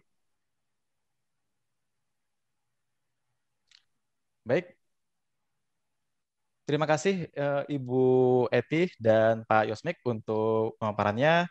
Mungkin bisa saya simpulkan sedikit dari paparan kedua pemateri kita dari Ibu Eti bahwa lesson learned di tahun 2020 bahwa risk management dan business continuity itu sangat penting ya.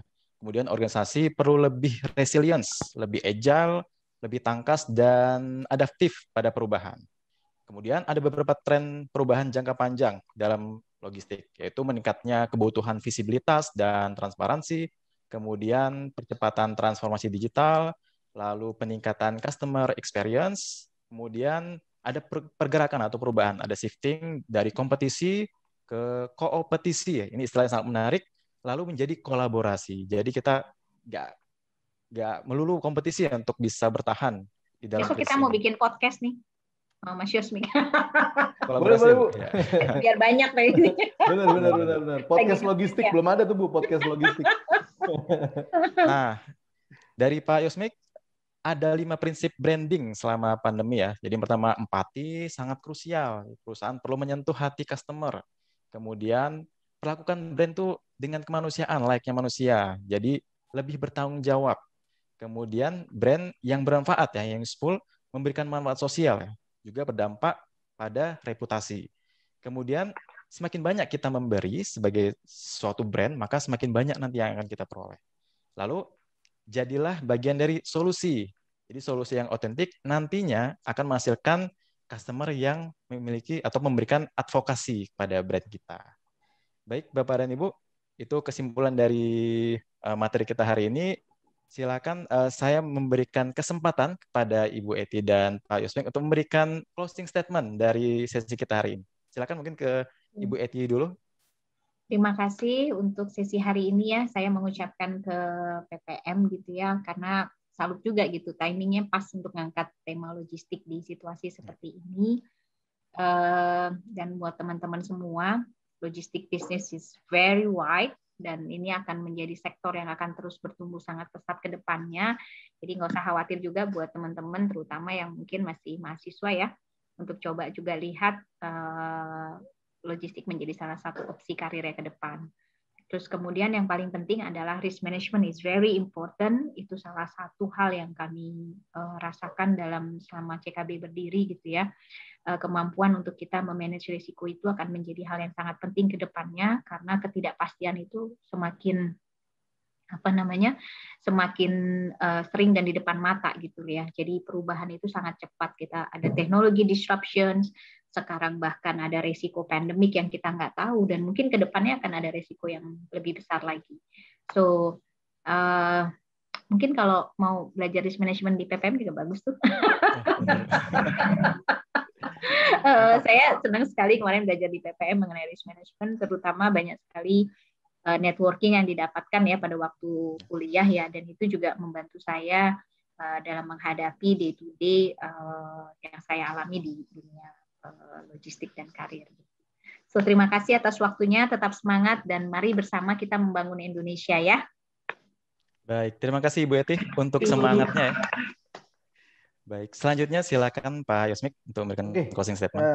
Baik, terima kasih.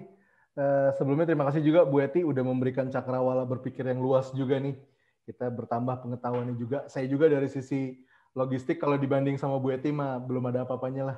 Nah, dari kami sih sebenarnya gini, kita jangan melihat pandemi itu memang kalau misalnya kita menunggu pandemi kapan selesai, kapan vaksin akan selesai, pasti masih panjang. Yang harus kita lakukan adalah yang tadi, ada perubahan dari sisi competition menjadi collaboration gitu ya. Competition dan collaboration. Jadi terus cross learning, mencari jawaban atas pertanyaan-pertanyaan kita, berkolaborasi dengan semua pihak, ini adalah yang terpenting karena ya kayak tadi campaign kita buat campaign yang namanya Mari Survive Bersama, di mana kita mencoba untuk mengajak semua pihak untuk bisa berkolaborasi. Intinya di situ. Karena kolaborasi ini satu hal penting yang bisa menyelamatkan atau membantu kita melewati pandemi yang kita juga belum tahu nih kapan benar-benar selesai atau berakhirnya. Dari saya itu, dan kalau melihat dari terima kasih juga sudah difasilitasi oleh PPM School of Management bisa berkumpul di sini, dan kita harap sih lebih banyak lagi event-event yang seperti ini dengan PPM. terutama dengan industri-industri seperti kita logistik gitu ya.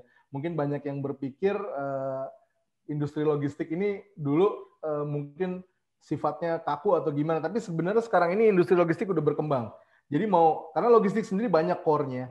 Ada yang kita bicaranya tadi, first mile, last mile, atau middle miles, atau B2C, C2C, B2B, banyak sekali. Jadi teman-teman bisa mau masuk ke, mungkin buat teman-teman yang baru lulus atau baru mau belajar, kami juga dari JX juga welcome untuk talenta-talenta yang ingin mengetahui tentang logistik segala macam, kita open juga untuk belajar. Dan sekarang lah saatnya kalau mau tahu lebih dalam tentang logistik, kayak gitu sih dari saya. Baik, terima kasih Pak Yusmik. Jadi kalau ada yang mau magang, mungkin yang masih mahasiswa di sini boleh ya, Ibu Eti dan Pak Yusmik. Monggo. Kami pas WFH aja kami agak hold ya, karena ya banyak yang WFH juga mau belajar apa, kasihan. Ya, bisa biasanya kalau gitu. Normal boleh kok. Mau kunjungan juga boleh, terbuka. Baik.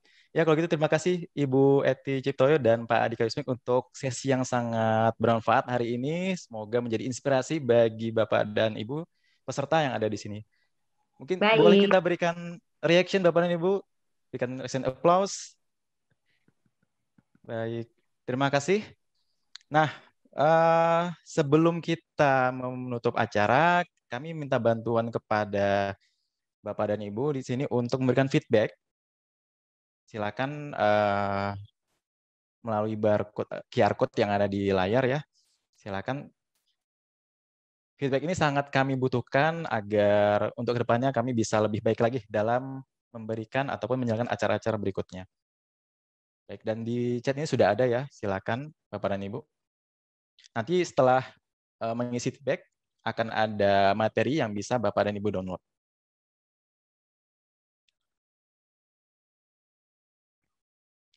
Oke. Baik, selanjutnya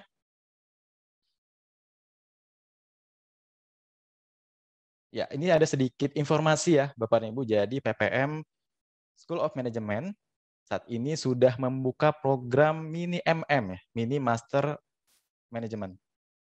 Nah, di sini nanti Bapak dan Ibu kalau ingin tahu lebih lanjut boleh ya. Silakan hubungi tim marketing PPM. Baik, jadi ini program yang baru dari PPM School of Management. Jadi secara garis besar programnya dirancang khusus untuk para eksekutif ataupun pemilik bisnis ya, yang ingin menjalani bisnisnya selama 1 tahun dan menerapkan stimulus yang sama seperti pembelajaran MM reguler di PPM School of Management. Jadi dilakukan full online. Jadi lamanya itu sekitar 3,5 bulan.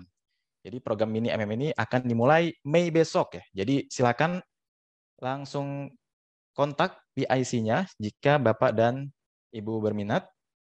Ini silakan hubungi Pak Supri ya. Baik, selanjutnya informasi apa lagi nih?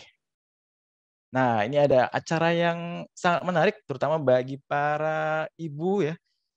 Para ibu yang berkarir, ini ada temanya work from happy home, jadi how to manage stress at home. Di sini ada 2 pembicara yang luar biasa, ada Ibu Dr. Maharsi Anina Jati, MPSI psikolog, dan Ibu Citra Ayu Mustika. Dan di sini akan dibahas banyak hal mengenai bagaimana mengelola stres, bagaimana mengelola situasi yang menekan di kala pandemi ini, tapi juga tetap produktif. Baik. Kemudian, nah ini kami juga mengundang Bapak dan Ibu untuk bergabung nih ke komunitas kita. Jadi kita punya komunitas di PPM Manajemen namanya PPM Community. Di sini ada 5 bidang yang bisa Bapak Ibu join ya. Ada bidang dimulainya Human Capital Management, kemudian Leadership and Talent Development, lalu ada Operational Excellence, kemudian Innovations, dan GRC atau Governance, Risk and Compliance. Jadi silakan mau gabung satu boleh, mau gabung semua juga boleh. Kita banyak informasi menarik dan juga event-event menarik yang bisa kita ikuti di dalam komunitas ini.